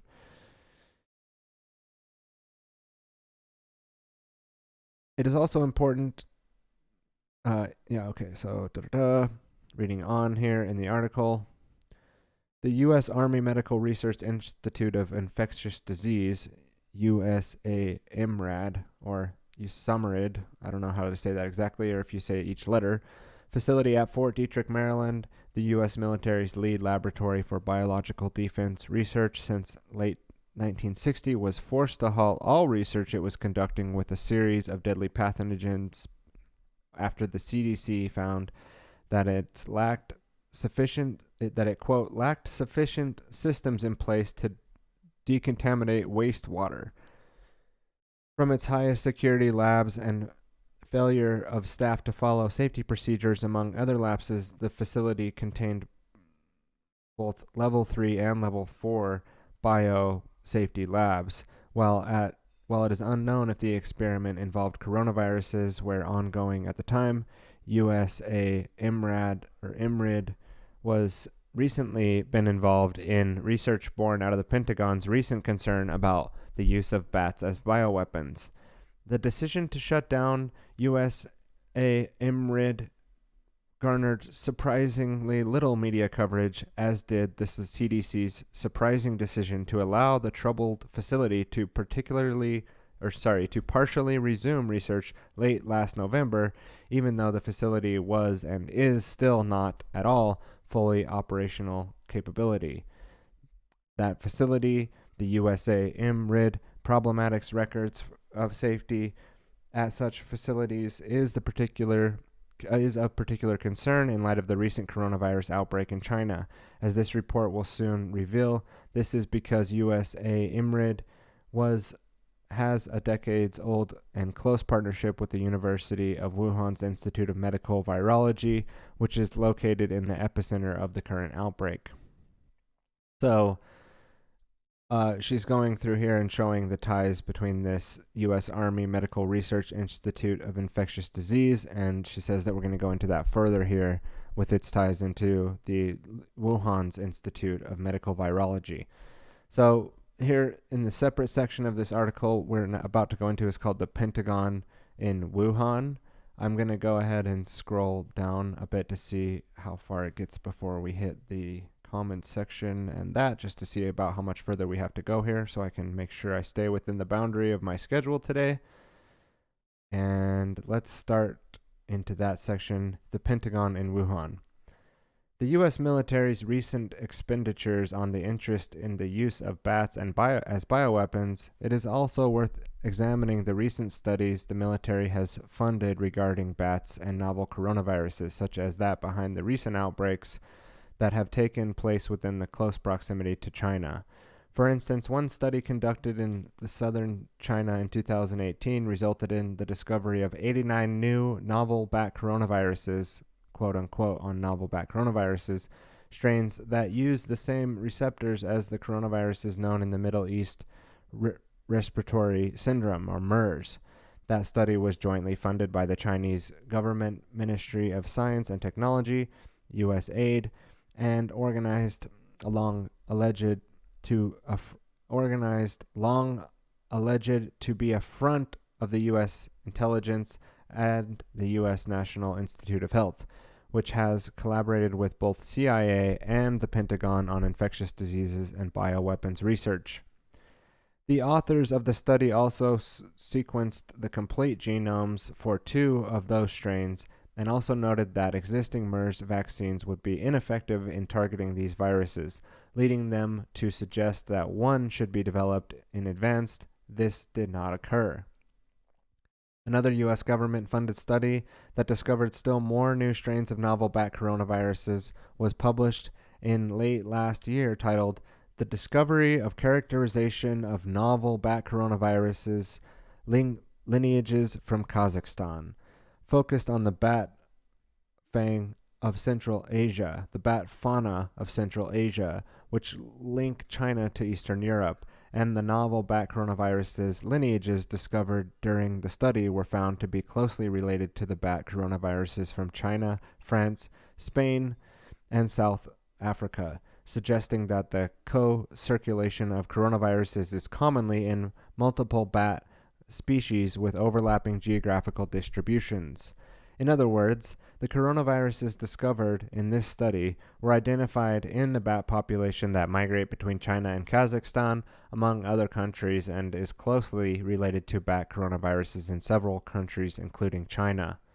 The study was entirely funded by the U.S. Department of Defense, specifically the Defense Threat Reduction Agency, DTRA, as part of this project investigating coronaviruses similar to MERS, such as the aforementioned 2018 study. Yet beyond the findings in 2019 study, the institutions involved in conducting the study are also worth noting, given their own close ties to the U.S. military and government. The study's authors are affiliated with either the Kazakhstan-based Research Institute for Biological Safety Problems and or Duke University. The Research Institute for Biology Safety Problems, though officially a part of Kazakhstan's National Center for Biotechnology, has received millions from the U.S. government, most of it coming from the Pentagon's Cooperative Threat Reduction Program. It is like Kazakhstan's government's official depository of highly dangerous animal or bird infections, with a collection of 278 pathogenic strains of 47 infectious diseases. It is part of a network of Pentagon-funded quote-unquote bioweapons labs throughout Central Asia country, which border the U.S. top rival states, China and Russia. Reading on. Duke's university involvement with the study is also interesting given that Duke is a key partner of DARPA's Pandemic Prevention Platform, or P3 program, which officially aims to dramatically accelerate discovery, integration, preclinical testing, and manufacturing of medical countermeasures against infectious diseases. The first step of Duke's DARPA program involves the discovery of potentially threatening viruses and developing methods to support viral propagation so that viruses can be used for downstream studies, quoting that Duke study. Duke University is also jointly partnered with China's Wuhan University, which is based in a city where the current coronavirus outbreak began, which resulted in the opening of China-based Duke Kushan University, DKU, in 2018. Notably, China's Wuhan University, in addition to its partnership with Duke, also included a multi-lab Institute of Medical Virology that has worked closely with the U.S. Army Medical Research Institute for Infectious Diseases since 1980, according to its website. As previously noted, the USA IMRID facility in the U.S. was shut down last July for failures to abide by biosafety and proper waste disposal procedures, but was allowed to partially resume some experiments late last November. So, as you can see, now that we're about halfway through the reading of the bulk of this article, is how important the article is and the massive amount of research that has gone into creating the article, and the timeliness of it being that it was released in January of 2020, and it's too bad that, we weren't being given more of this type of information from the beginning to be able to properly discern what was happening, rather than what we were being told, which was basically just that there was this Chinese virus outbreak from a wet market, and there's nothing we can do about it. There's no cures, there's no research, there's no vaccines, no nothing. And we just have to wait to be told from the authorities what to do to save, to survive through this, rather than the actual research which we should be, being given, which is how much of this that the U.S. government is already aware of, the type of research that is being done on these types of viruses through gain-of-function technologies and things like that. But of course, that's not what you get being, brainwashed citizen in the United States government plantation here, the open-air prison. You don't get the facts, and you're not going to get the information unless you take the time to go through and read articles like this, or research things for yourself, or take the time to listen to researchers like David Emery, or now you can hear this article on the TylerBlair.com show because I've gone ahead and read it into the record. So let's continue on. The U.S. military has a the Pentagon's dark history of germ warfare is the subsection here. The U.S. military has a troubling past of having used disease as a weapon during times of war. One example involves the U.S. use of germ warfare during the Korean War, when it targeted both North Korea and China by dropping diseased insects and voles carrying a variety of pathogens, including bubonic plague and hemorrhagic fever, from planes in the Middle East in the night. Despite the mountains of evidence and the testimony of U.S. soldiers involved in that program, the U.S. government and military denied the claims and ordered the destruction of relevant documentation. The post-World War II era, other examples of the U.S. research aimed at developing biological weapons have emerged, some of which have recently received media attention. One such example occurred in the past July when the U.S. House of Representatives demanded information from the U.S. military on its past efforts to weaponize insects and Lyme disease between 1950 and 1975. The U.S. had claimed that it had not pursued offensive biological weapons in 1969, and that this had been further supported by the U.S. ratification of Biological Weapons Convention, which went into effect in 1975. However, there is extensive evidence that the U.S. has continued to covertly research and develop such bioweapons in the years since, much of it conducted abroad and outsourced to private companies, yet is still funded by the U.S. military. Several investigators, including Dilyana, and just to side note, that's kind of what they did with the coronaviruses and the gain-of-function technology. They stopped studying it, but then they fund through their various funding arms the other countries that don't have such strict laws or that they can have loopholes in to be able to continue the research, even though they can ostensibly say that they've stopped doing the research in the United States, but the research can continue on elsewhere. So that's similar to this, what they're saying here as far, oh no, we're not doing that. But they do keep doing it, and they keep funding it elsewhere. It's just they're not officially doing it in their own labs. So several investigators, including Dalia Gatstancheva, I probably slaughtered that, have documents on how the U.S. preceded deadly viruses, bacteria, and other toxins at facilities outside of the U.S., many of them in Eastern Europe, Africa, and South Asia, in clear violation of the Biological Weapons Convention, BCW. Aside from the military's own research, the conventional neoconservative think tank, the now defunct Project for a New American Century, PNAC, and we in the last episode read, this is me speaking away from the article, read the Project for a New American Century documents on how they thought that a bioweapon would be a useful tool for political influence, if you recall, a very controversial section that we read from their plans. The PNAC is openly promoted the use of a rare scientific genetically modified bioweapon as, oh yeah, that's what she's talking about here, that article, politically useful tool, in which arguably the think tank's most controversial document titled Rebuilding America's Defenses, there are a few passages that are openly discuss the utility of bioweapons, including the following sentences. Quote, combat likely will take place in new dimensions, in space, cyberspace, and perhaps the world of microbes. Advanced forms of biological warfare that can target specific genotypes may transform biological warfare from the realm of terror to a politically useful tool. And if you recall, we read that in the last episode. You can go find that document linked there and in this episode as well, where they're talking about using, I'll read that again for emphasis. To combat likely will take place in new dimensions, in space, cyberspace, and perhaps the world of microbes. Advanced forms of biological warfare that can target specific genotypes may transform biological warfare from the realm of terror to a politically useful tool.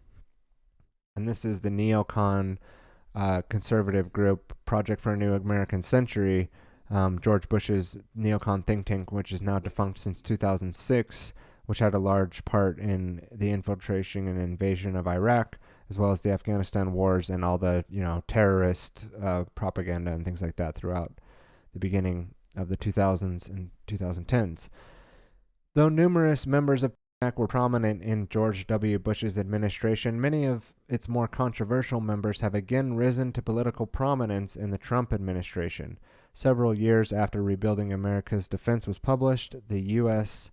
Air Force published a document entitled Biotechnology, Genetically Engineered Pathogens, which contained the following passage.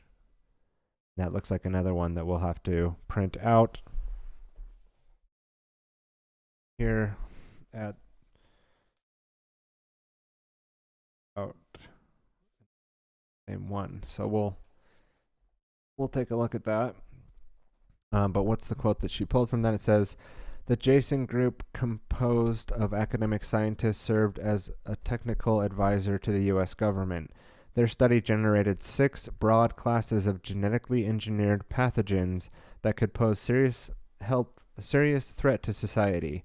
These include, but are not limited to, binary biological weapons, designer genes, gene therapy as a weapon, stealth viruses, host swapping diseases, and designer diseases.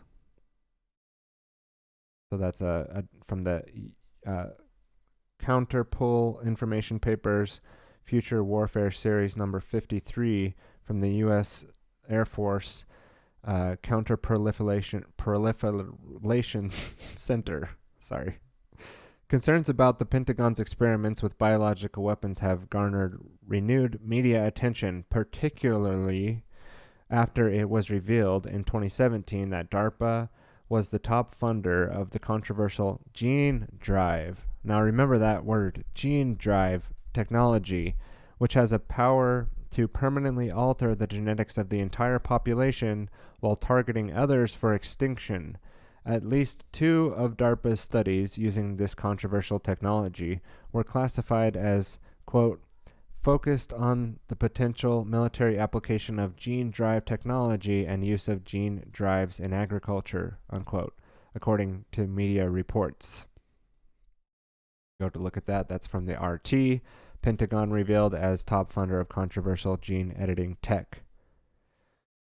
The revelation came after an organization called ETC Group obtained over 1,000 emails on the military interest in the technology as the part of the Freedom of Information FOIA request. Co-director of the ETC Group, Jen Thomas, said that the technology may be used as a biological weapon. Quote, gene drives are powerful and dangerous new technology and potential biological weapon could have disastrous impacts on peace, food, security, and the environment, especially if misused. The fact that gene drive development is now being primarily funded and structured by the U.S. military raises alarming questions about the entire field. Unquote. Though the exact motivation behind the military's interest in which such technology is unknown, the Pentagon has been open about the fact that it has devoted much of its resources toward the containment of what is considered the 2 greatest threats to U.S. military hegemony, Russia and China.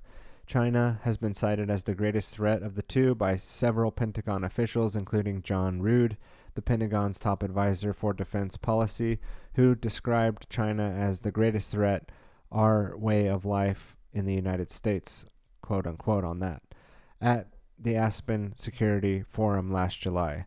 Since the Pentagon began, quote, redesigning, unquote, the policy and research toward, quote, a long war, unquote, with Russia and China, the Russian military has accused the U.S. military of harvesting DNA from Russians as part of the covert bioweapons program, a charge that the Pentagon has admittedly denied. Major General Igor Kirillov, the head of the Russian military's Radiation, Chemical, and Biological Protection Unit, who made these claims, also asserted that the U.S. was developing such weapons in proximity to Russia and Chinese borders.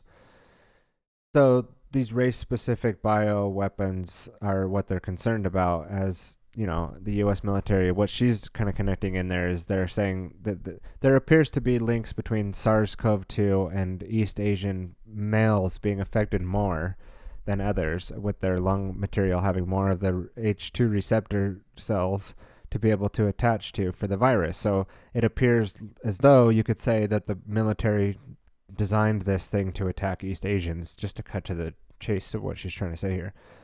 The instance that, let me see.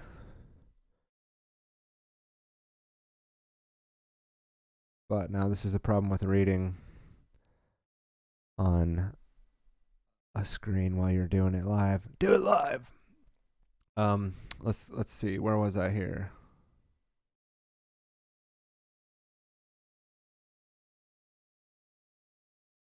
Okay, so I'm pretty sure this is where I left off. So DARPA and the partners chosen to develop coronavirus vaccines. Last Thursday, the Coalition for Epidemic Preparedness Innovations, or CEPI, announced that it would fund 3 separate programs in order to promote the development of vaccines for the new coronavirus responsible for the current outbreak. CEPI, which describes itself as a partnership of public and private philanthropic and civil organizations that will finance and coordinate the development of vaccines against high-priority public health threats, unquote, was founded in 2017 by the governments of Norway and India, along with the World Economic Forum and Bill and Melinda Gates Foundation. Your good old buddies over there at the Great Reset, Lord Klaus and Gil and Belinda. It's a massive funding and close connections to public, private, and non-profit organizations have positioned it to be able to finance the rapid creation of vaccines and widely distribute them. CEPI's recent announcement revealed that it would fund 2 pharmaceutical companies, Inova Pharmaceuticals and Moderna Inc., as well as Australia's University of Queensland, which became a partner of CEPI's late last year. Notably, the two pharmaceutical companies chosen have close ties and/or strategic partnerships with DARPA and are developing vaccines that controversially involve genetic materials and/or gene editing. The University of Queensland also has ties to DARPA, but those ties are not related to the university's biotechnology research and instead engineering and missile development. For instance, and again, all this stuff is hyperlinked. There's backups and references to all the claims being made. It's not just Whitney making these claims into the record. She's done a tremendous job at linking up the sources and resources that can be looked into for these claims. And so I would highly suggest that you read up on this article yourself, follow up on some of these things as well. That's what I've been doing recently, and producing this episode just again in a sort of hat tipping these great researchers, giving Whitney the dues that she's needed. Please go over and fund and tip her research on the rockfin. You can easily tip someone there for their work they're doing. It makes it really easy. So reading on. For instance, the top funders of the Innova Pharmaceuticals include both DARPA and the Pentagon's Defense Threat Reduction Agency, and the company has received millions in dollars in grants from DARPA, including a $45 million grant to develop a vaccine for Ebola. Innova specialized in the creation of DNA immunotherapies and DNA vaccines which contain genetically engineered DNA and that cause the cells of the recipients to produce an antigen and can permanently alter a person's DNA. Innova's previously developed a DNA vaccine for the Zika virus, but to date, no DNA vaccine has been approved for use on humans in the United States.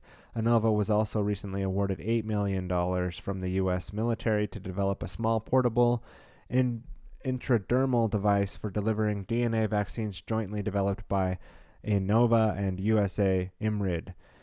However, the CEPI grant to combat coronaviruses may change that, as it specifically funded Innova's efforts to continue developing its DNA vaccine for the coronavirus that causes MERS. Innova's MERS vaccine program began in 2018 in partnership with CEPI in a deal worth $56 million.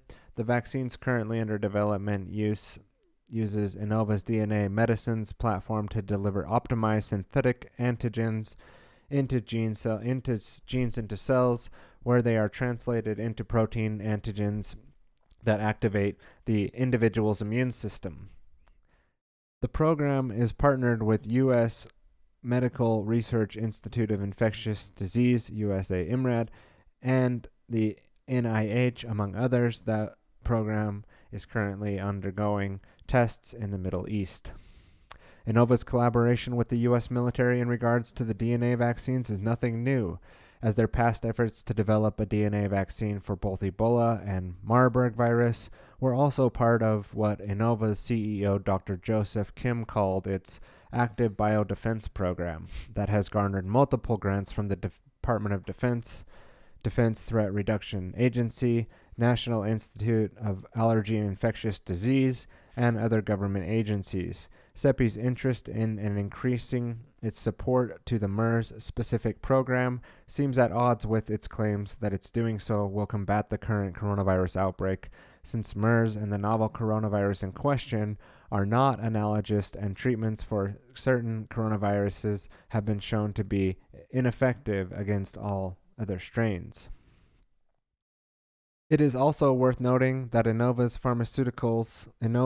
Pharmaceuticals was the only company selected by CEPI with the direct access to the Chinese pharmaceutical market through its partnership with China's Apollo Biocorp, which currently has an exclusive license to sell Innovio-made DNA immunotherapy products to Chinese customers. The second pharmaceutical company that was selected by CEPI to develop a vaccine for the new coronavirus is Moderna Inc., which will develop a vaccine for the novel coronavirus. And this is obviously old news, right, for us sitting here now in like late 2020. So she goes on to describe the different connections between the Moderna and the biotech companies, we're just going to skip a little bit ahead here. However, the therapies being developed by Innovo, Moderna, and the University of Queensland are in alignment with DARPA's objectives regarding the gene editing and vaccine technology. For instance, in 2015, DARPA's geneticist Colonel Daniel Waitendorf described how the agency was investigating a new method of vaccine production that would involve giving the body instructions on making certain antibodies because the body would be its own bioreactor. The vaccine could then be produced much faster and traditional methods, and the result would be higher level of protection, unquote. According to media reports on Waterdolf's statements at the time, the vaccine would be developed as follows, quoting the media statements. Scientists would harvest viral antibodies from someone who has recovered from a disease such as flu or Ebola. After testing the antibodies' abilities to neutralize viruses in a petri dish, they would isolate the most effective one, determine the genes needed to make that antibody, and then encode many copies of those genes into a circular snippet of genetic material, either DNA or RNA, that the person's body would then use as a cookbook to assemble the antibody. And that's end quote. Continuing on, though Wattendorf's assertion that the Though Wattendorf's assertions that the effects of those vaccines would be permanent, DARPA has since been promoting permanent gene modification as a means of protecting U.S. troops from biological weapons and infectious disease. Why is DARPA doing this? To protect a soldier on the battlefield from chemical weapons and biological weapons, and this is a quote that she's gone into. So it says, why is DARPA doing this? Protecting a soldier on the battlefield from chemical weapons and biological weapons by controlling their genome, having their genome produce proteins that would automatically protect the soldiers from inside out. Then DARPA Director Steve Walker, now with Lockheed Martin, said that the past September of the project was as Safe Genes. The project is known as Project Safe Genes, and this is the current guy that's with Lockheed Martin, who was the previous DARPA director, Steve Walker. Okay, so now moving on into the conclusion from the very wonderfully written article here from Whitney Webb, from The Last American Vagabond, who you can go read and check out from the show notes here, or just go to The Last American Vagabond and read it yourself, and the other articles that she's written since then, which will definitely be influential in the research that we continue to do here over at TylerBleuer.com. Conclusion. Research conducted by the Pentagon and DARPA specifically has continually raised concerns, not just in the field of bioweapons and biotechnology, but also in the fields of nanotechnology, robotics, and several others. DARPA, for instance, has been developing a series of unsettling research projects that range from the microchips that can be created and delete memories, from the human brain to voting machines software that is rife with problems. Now, as fear regarding the current coronavirus outbreak begins to peak, companies with direct ties to DARPA have been tasked with developing its vaccines, a long-term human and environmental impacts of which are unknown and will remain unknown by the time the vaccine is expected to go to market in a few weeks' time. Furthermore, DARPA and the Pentagon's past history with bioweapons and their more recent experiments of genetic alterations and extinction technologies, as well as bats and coronaviruses in proximity to China, have been largely left out of the narrative, despite the information being publicly available. Also left out of the media narrative have been the direct ties of both USA, IMRID, and DARPA-partnered Duke University to the city of Wuhan. Though much about the origins of the coronavirus outbreak remain unknown, the U.S. military ties to the aforementioned research studies and research institutions are worth detailing, as such research, while justified in the name of national security, have the frightening potential to result in unintended yet world-altering consequences. The lack of transparency about this research, such as DARPA's decisions to classify its controversial genetic extinction research and the technology use as a weapon of war, compounds these concerns. While it is important to avoid reckless speculation as as possible, it is in the opinion of this author that the information in this report is in the public interest and that readers should use the information to reach their own conclusions about the topics discussed herein. All right, so that's probably the longest piece that I've read in one sitting on a live stream or even a podcast, but it was worth reading into the record, and I think that in the future, as some people may have drifted off to sleep there and others' eyes gone crossed, that may be more of the type of things that I do on the show in the future, because it's not about my ego and how cool I can be and how awesome I am. It's about the research that I'm doing and the information that I'm going through, and going back to these well-sourced documents and just reading them into the record is something that not a lot of people are doing. And it's something that I can find valuable myself, going back and referencing this article myself to people that I'm having conversations with in the future, or the tremendous amount of source material that she broke down here in this article can be pulled out and discussed. Primary research material, primary documents, primary evidence linked here in this article. A little bit of, speculation from the author, but mainly just like a non-biased, objective view of here's what DARPA's been up to. And I agree with what she said at the end, that this is super important to get out there, and that it's in the best interest of the public to be aware of this information, as to be able to take in the whole picture of what's going on, right? Especially since the 2020 outbreak of COVID-19. But will YouTube decide that this article was worth being read into the record? Everything, the clips that I shared here today, and the article was very well sourced. The other things were already on YouTube. Will the combination that I've presented it here on the platform be allowed to remain? The future will see.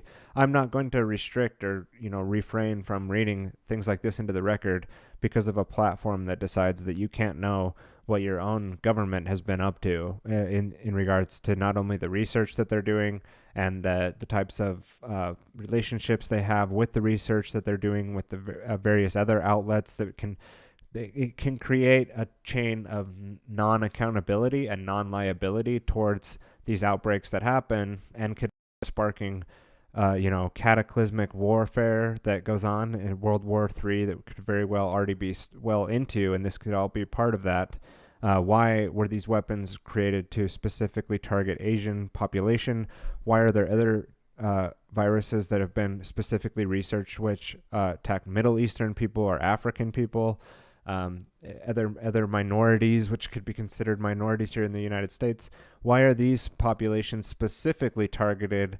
And then we have the people who are coming in to fix the problem, Bill and Melinda Gates and the World Economic Forum, Klaus Schwab, born in Nazi Germany, and still practicing eugenics as a worldview and social Darwinistic predatory worldview that ends up being the dominant worldview in an episode that I called distributed eugenics, where it's now becoming a mainstream accepted worldview, something that is commonly said by people about the problems of the world are the main driving factor is overpopulation.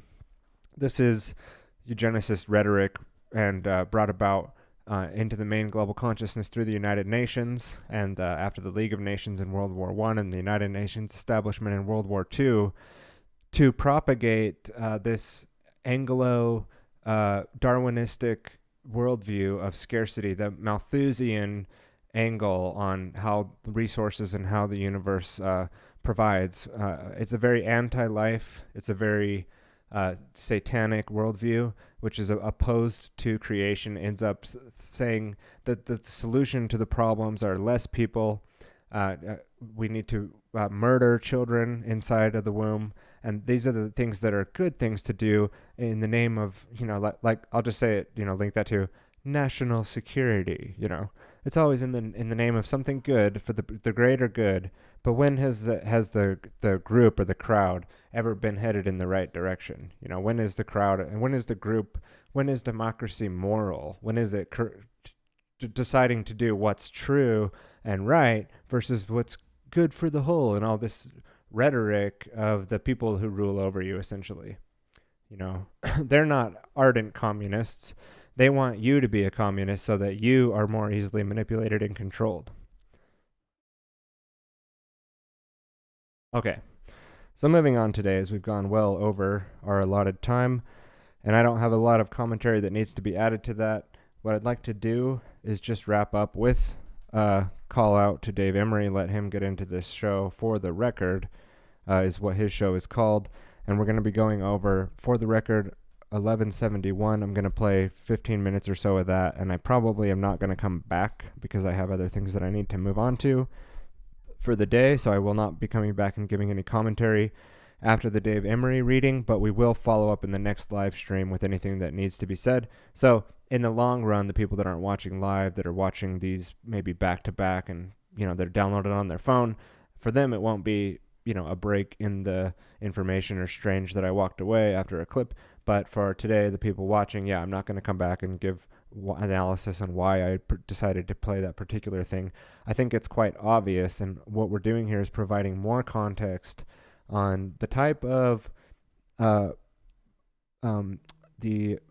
pragmatic philosophy of, we had to do these studies because it was in the best interest of national security, or we allowed the Holocaust of Japanese people to happen in World War II and didn't take them to war crime tribunals similar to what we did with the Nazis because we wanted to have that information. It was really good information to have. Like, we needed to get the information, similar to Operation Paperclip, and the excuse given to why we had to bring in the top Nazi scientists and not accuse them or charge them with war crimes against humanity, but actually take their information and continue it on, give them facilities to continue the research. And that's well covered in, the information that's come out about Operation Paperclip, with such mainstream authors writing about that as Annie Jacobson going on Joe Rogan's podcast and talking about it. So Unit 731, probably a lot less known situation that went on. Jocko Willink, I think his name is, talked about it on his podcast a little bit, maybe didn't give it quite justice. We talked about that in episode 2 of Grand Theft World, and same thing, we didn't really give it much justice.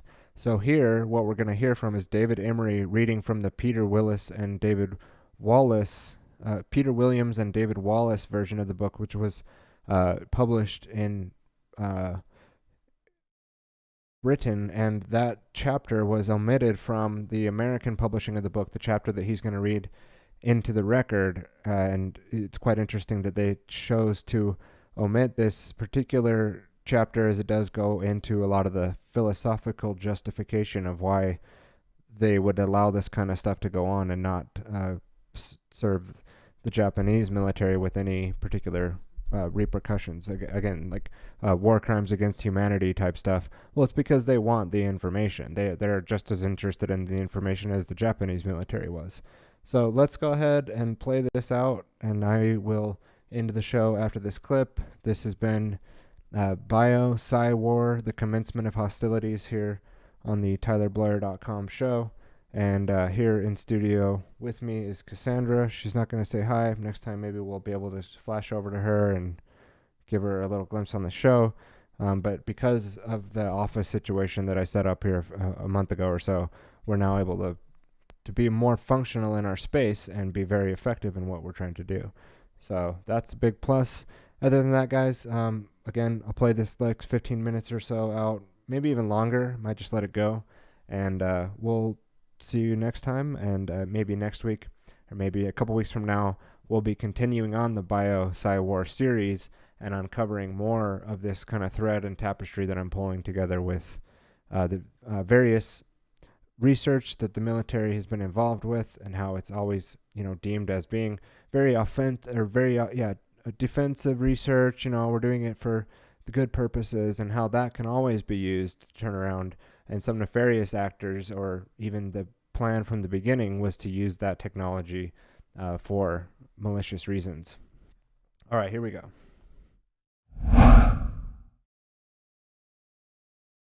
Of whom were war criminals of the first order. They have practiced biological warfare on the American people themselves. Most recently, in addition to our discussion ongoing of the COVID-19 op, In For the Record programs 1135, 36, and 37, we took a look at the very compelling and disturbing evidence that Lyme disease was deliberately developed by the U.S. national security establishment and also utilized in this country.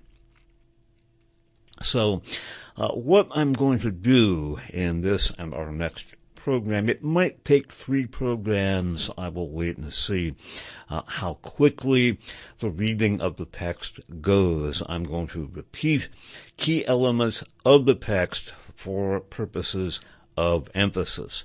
But again, I'm going to read from the British hardcore edition of Unit 731, all co-authored by Peter Williams and David Wallace, and this chapter was omitted from the American hardcore edition. We're going to begin by taking a look at the profound interest of the Joint Chiefs of Staff and the U.S. military in biological warfare as the course of the Korean War progressed, and in particular in late 1951 with the introduction of Soviet-built MiG jet aircraft, forcing a serious modification of the American air raids involving relatively slow B-29 aircraft to operate during the evening, and a partial, at any rate, attenuation of the interdiction of North Korean and Chinese supply lines. There was an emphatic urgency on the part of the American military command for the vetting of biological warfare. So let us begin by reading some sections of the omitted chapter of Unit 731 by Peter Williams and David Wallace, this from the Haber and Stoughton hardcover edition. It was published in 1989. Records recently released of the American Joint Chiefs of Staff meetings reveal a chronology of rapidly increasing interest in biological warfare during the Korean War. On June 30th, 1950, the Joint Chiefs of Staff, or JCS, ordered biological agents to be produced and field-tested to determine their military worth for offensive use and tested defenses against those weapons. On February 16th, 1951, military planners requested the Joint Chiefs of Staff for a priority rating for biological warfare agents, as several had reached, quote, pilot plant or production stage of development, unquote.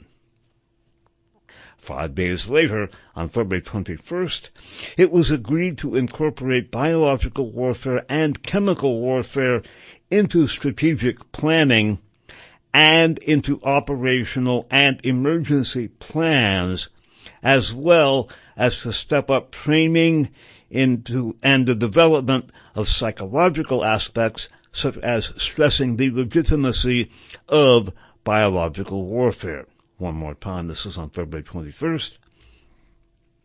5 days later, it was agreed to incorporate biological warfare and chemical warfare into strategic planning and into operational and emergency plans, as well as to step up training and the development of psychological aspects, such as stressing the legitimacy of biological warfare. The Army, which earlier had not wished to use biological warfare, unlike the Navy and the Air Force, was given responsibility for coordination.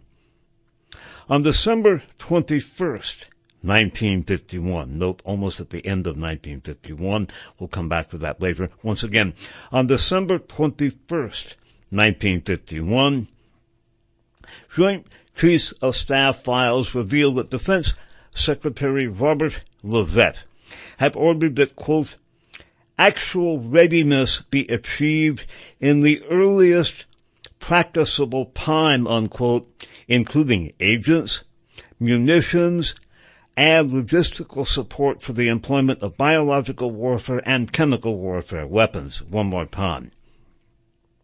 On December 21st, 1951, Joint Chiefs of Staff files reveal that Defense Secretary Robert Levett had ordered that, quote, actual readiness be achieved in the earliest practicable time, unquote, including agents, munitions, and logistical support for the employment of biological warfare and chemical warfare weapons. A week later, on December 28, 1951, the Joint Chiefs of Staff discussed the public relations impact of chemical, biological, or radiological warfare. The aim was to have the public accept and be aware, quote, so far as possible, unquote, of the department's program in chemical warfare, biological warfare, and radiological warfare within 2 years, although no authorized statements were to be made, quote, on possible offensive use, unquote. No moral implications were to be expressed on these categories of weapon, and the terms weapon of mass destruction, unquote, and unconventional weapon, unquote, were to be avoided. On February 26, 1952, Air Force Chief of Staff Vandenberg stated, quote, a great deal of progress in the biological warfare. One more time. On February 26, 1952, Air Force Chief of Staff Vandenberg stated, quote, a great deal of progress in the biological warfare field has occurred. Certain offensive capabilities are rapidly materializing, unquote. Again, that's the Air Force Chief of Staff. As we will see, it appears that many of the biological warfare attacks were generated by aircraft. Continuing. On June 11th, 1952, the need to bring official military doctrine into line with practice was discussed. Some generals proposed a change from using biological warfare in retaliation only, unquote, to use, quote, whenever militarily advantageous, unquote. One more time. On June 11th, 1952, the need to bring official military doctrine into line with practice was discussed. Some generals proposed a change from using biological warfare in retaliation only, unquote, to use when militarily advantageous, unquote. 3 parts of the discussion in the document were still censored when it was released in 1980. Again, 3 parts of the discussion still censored when the document was released in 1980. But the result of it was that the United States could go ahead with biological warfare weapons without any formal change in doctrine, since any formal change in doctrine would upset America's European allies, who were more vulnerable to retaliatory attack. The same document reveals that U.S. policy regarding biological warfare as having great potential, that American security required a, quote, strong offensive biological warfare capacity without delay, unquote, and, quote, without regard for precedent as to their use, unquote, and vigorous, quote, large-scale field tests under operational conditions, unquote, were needed. One more time. The same document reveals that U.S. policy regarded biological warfare as having great potential, that American security required a, quote, strong offensive biological warfare capacity without delay, unquote, and, quote, without regard for precedent as to their use, unquote, and that vigorous, quote, large scale field tests under operational conditions, unquote, were needed. On January 24th, 1953, the Joint Chiefs of Staff stated that progress in biological warfare was too slow and that, quote, there is not yet available to operational commanders a fully developed, adequately tested, effective anti-personnel biological warfare weapon, unquote. Plague was the disease which had the highest priority based on, quote, potential military effectiveness, unquote. Note this. Again, plague was the disease which had the highest priority based on, quote, potential military effectiveness, unquote. Documents in the file refer to reports in July of 1952 by a Weapons Systems Evaluation Group, which unfortunately are not concluded in the document that was released.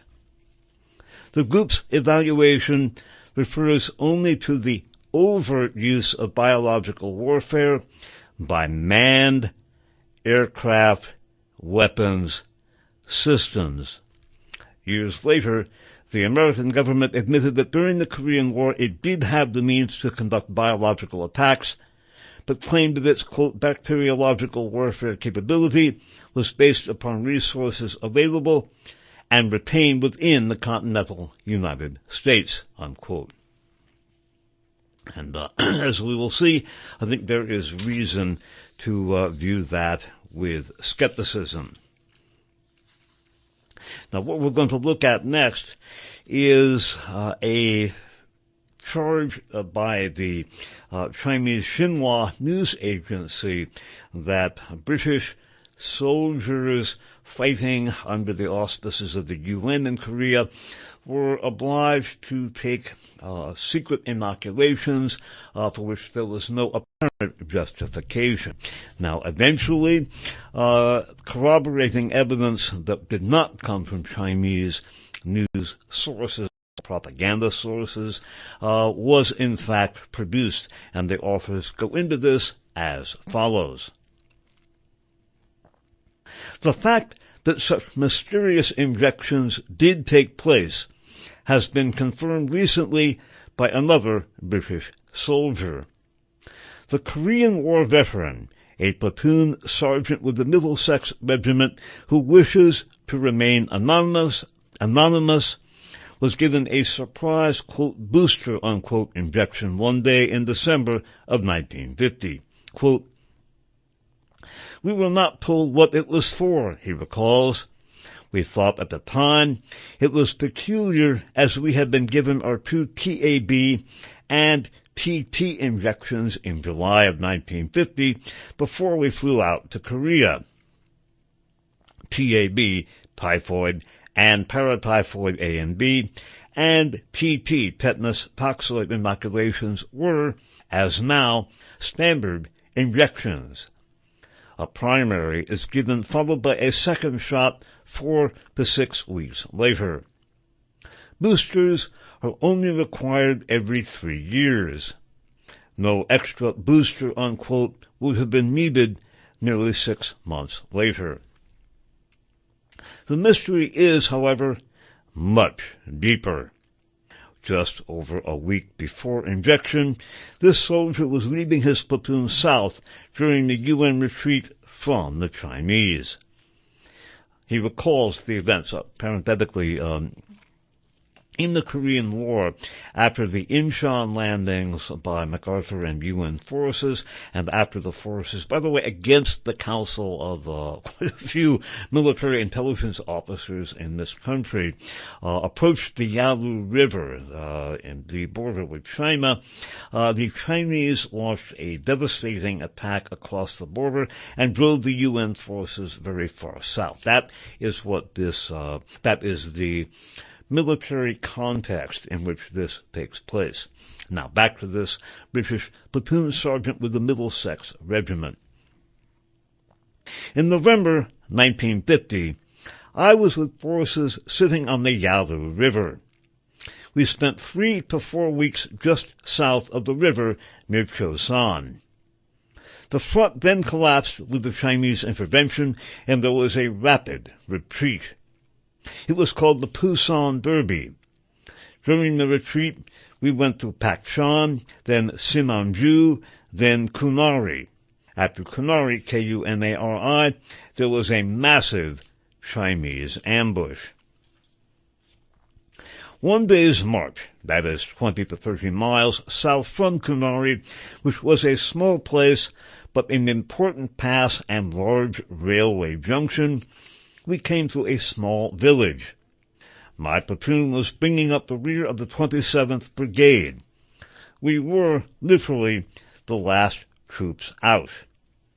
In the village, there were American military police, half a dozen jeeps, and 2 or 3 other odd sort of vehicles.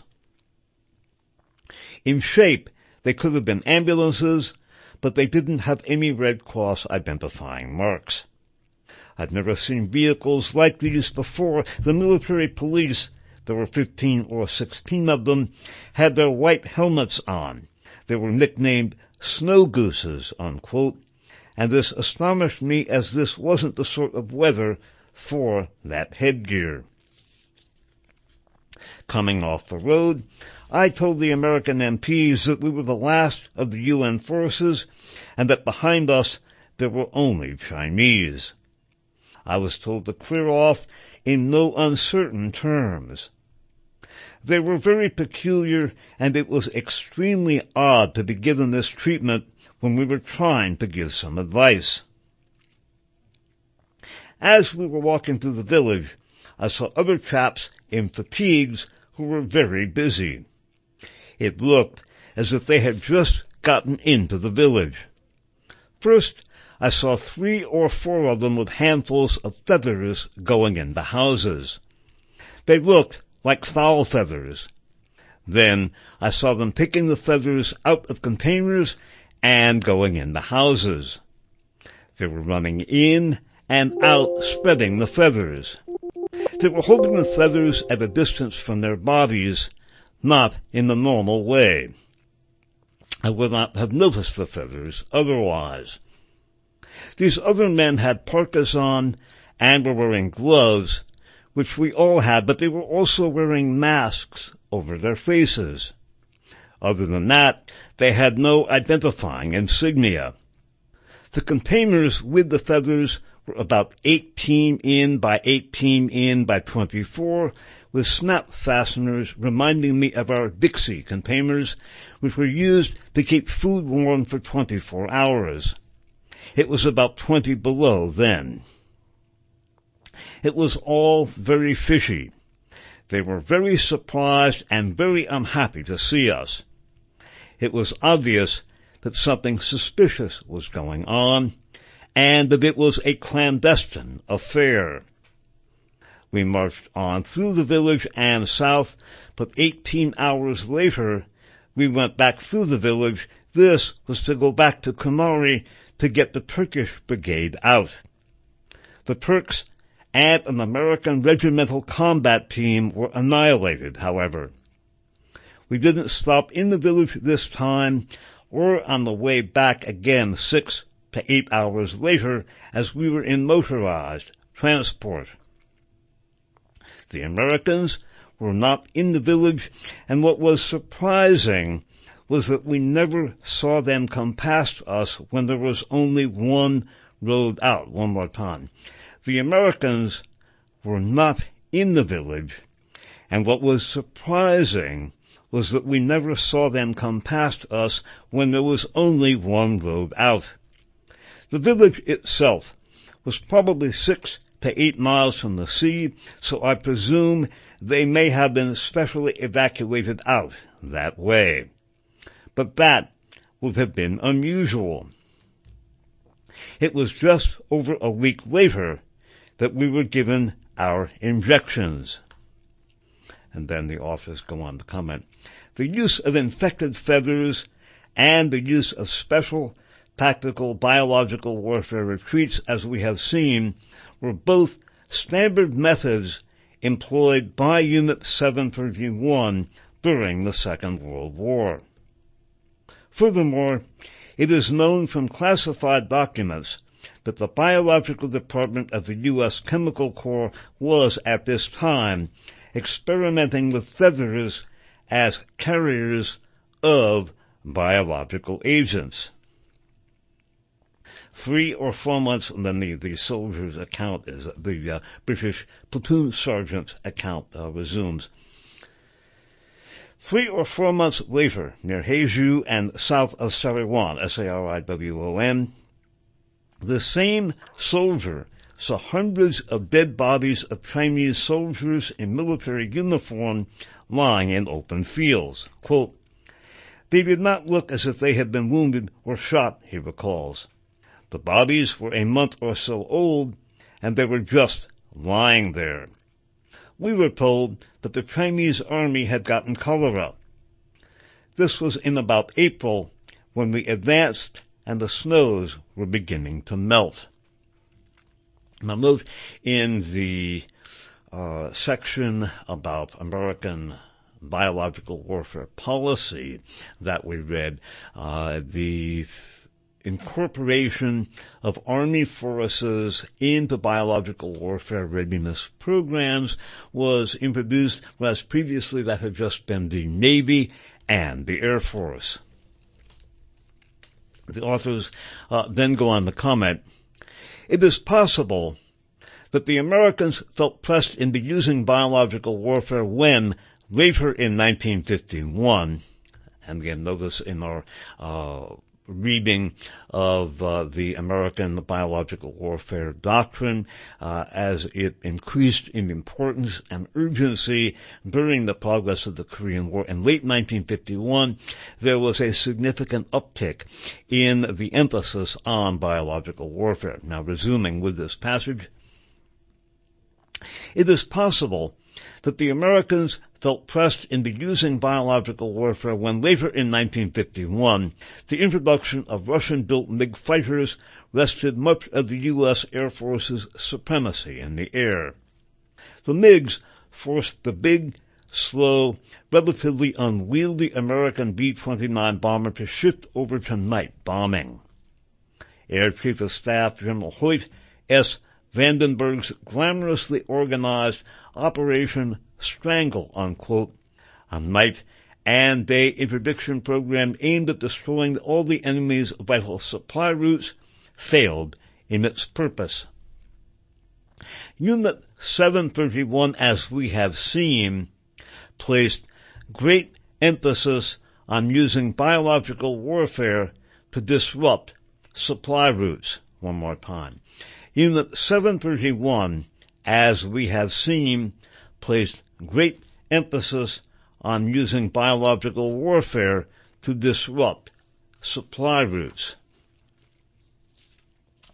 And about the possibility, I believe it is, for all intents and purposes, a certainty of not only methodology developed by Unit 731, but some of the personnel as well, having been involved in the apparent biological warfare campaign in Korea.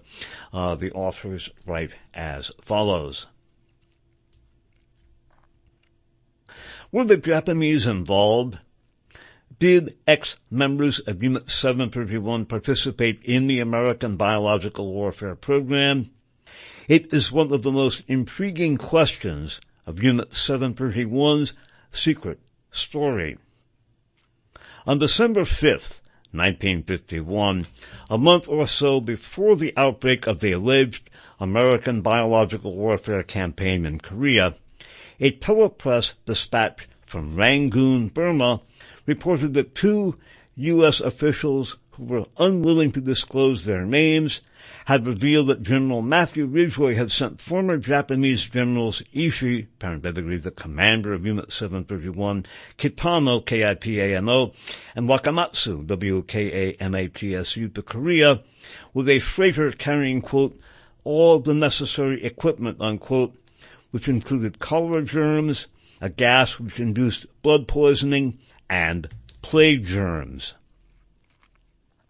The ISC's final report had referred to this and other dispatches when it stated that, quote, in the early months of 1952, newspaper items had reported 2 successive visits of Shiro Ishii to South Korea, and he was there again in March of 1952. This last couple of sentences again.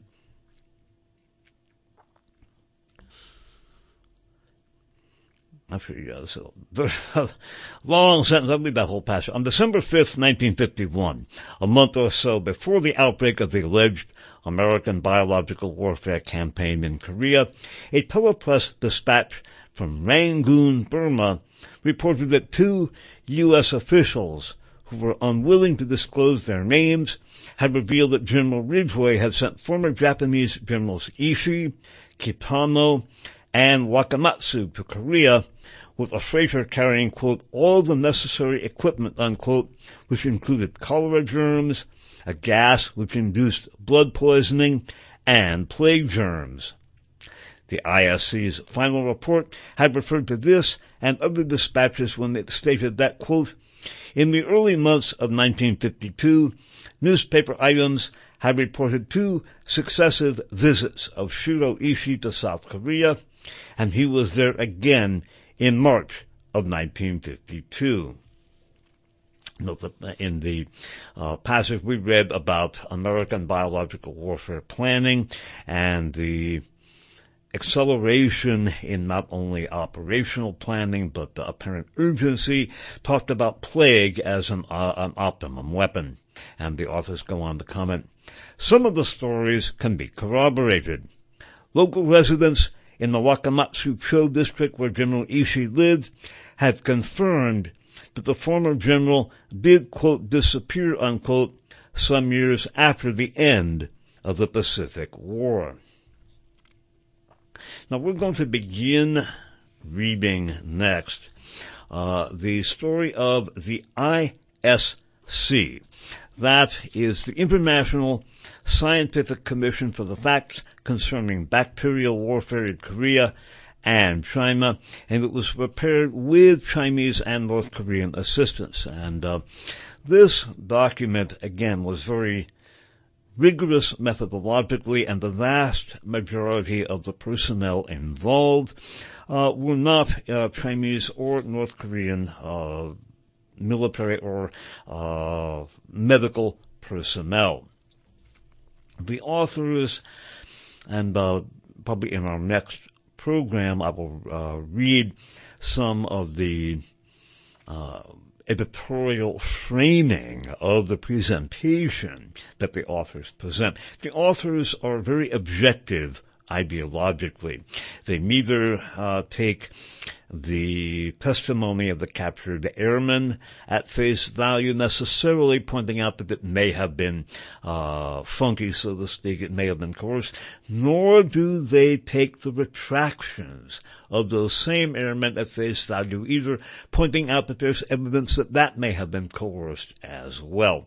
The thing that I think is so significant here is the fact that it was the testimony of those airmen, whether it was coerced or whether their retractions were coerced and the confessions were substantively accurate, that led to the U.S. development of the mind control programs, whose scale and development could not be exaggerated in importance, essentially satanic in its manifestation. And again, the fact that this chapter, very balanced, very objective in terms of its presentation, was omitted completely from the American edition of the book.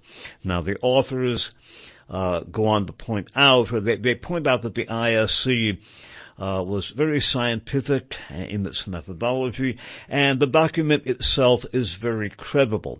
They also point out that their eventual inclusion of the testimony of the captured airmen weakened the credibility of the presentation itself.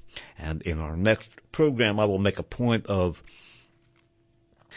repeating or emphasizing the non-ideologized and objective treatment of this investigation. Again, it's called the ISC, that is the International Scientific Commission for the Facts Concerning Bacterial Warfare in Korea and China.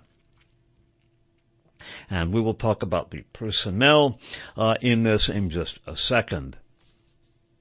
The author is right. And again, we will continue with this in our next program. We won't have time to talk about it here. One source of information, the report of the actually, you know what, I think, let me point out, I think, the objective, non-ideologized weighting by the authors. The analysis of charges, denials, and counter-accusations remains a treacherous minefield. As the Chinese and North Koreans have made the charges, the burden of proof fell upon them to substantiate their accusations. Most evidence that can be inspected today thus comes predominantly from communist sources. The allegations may be true, but it must be remembered that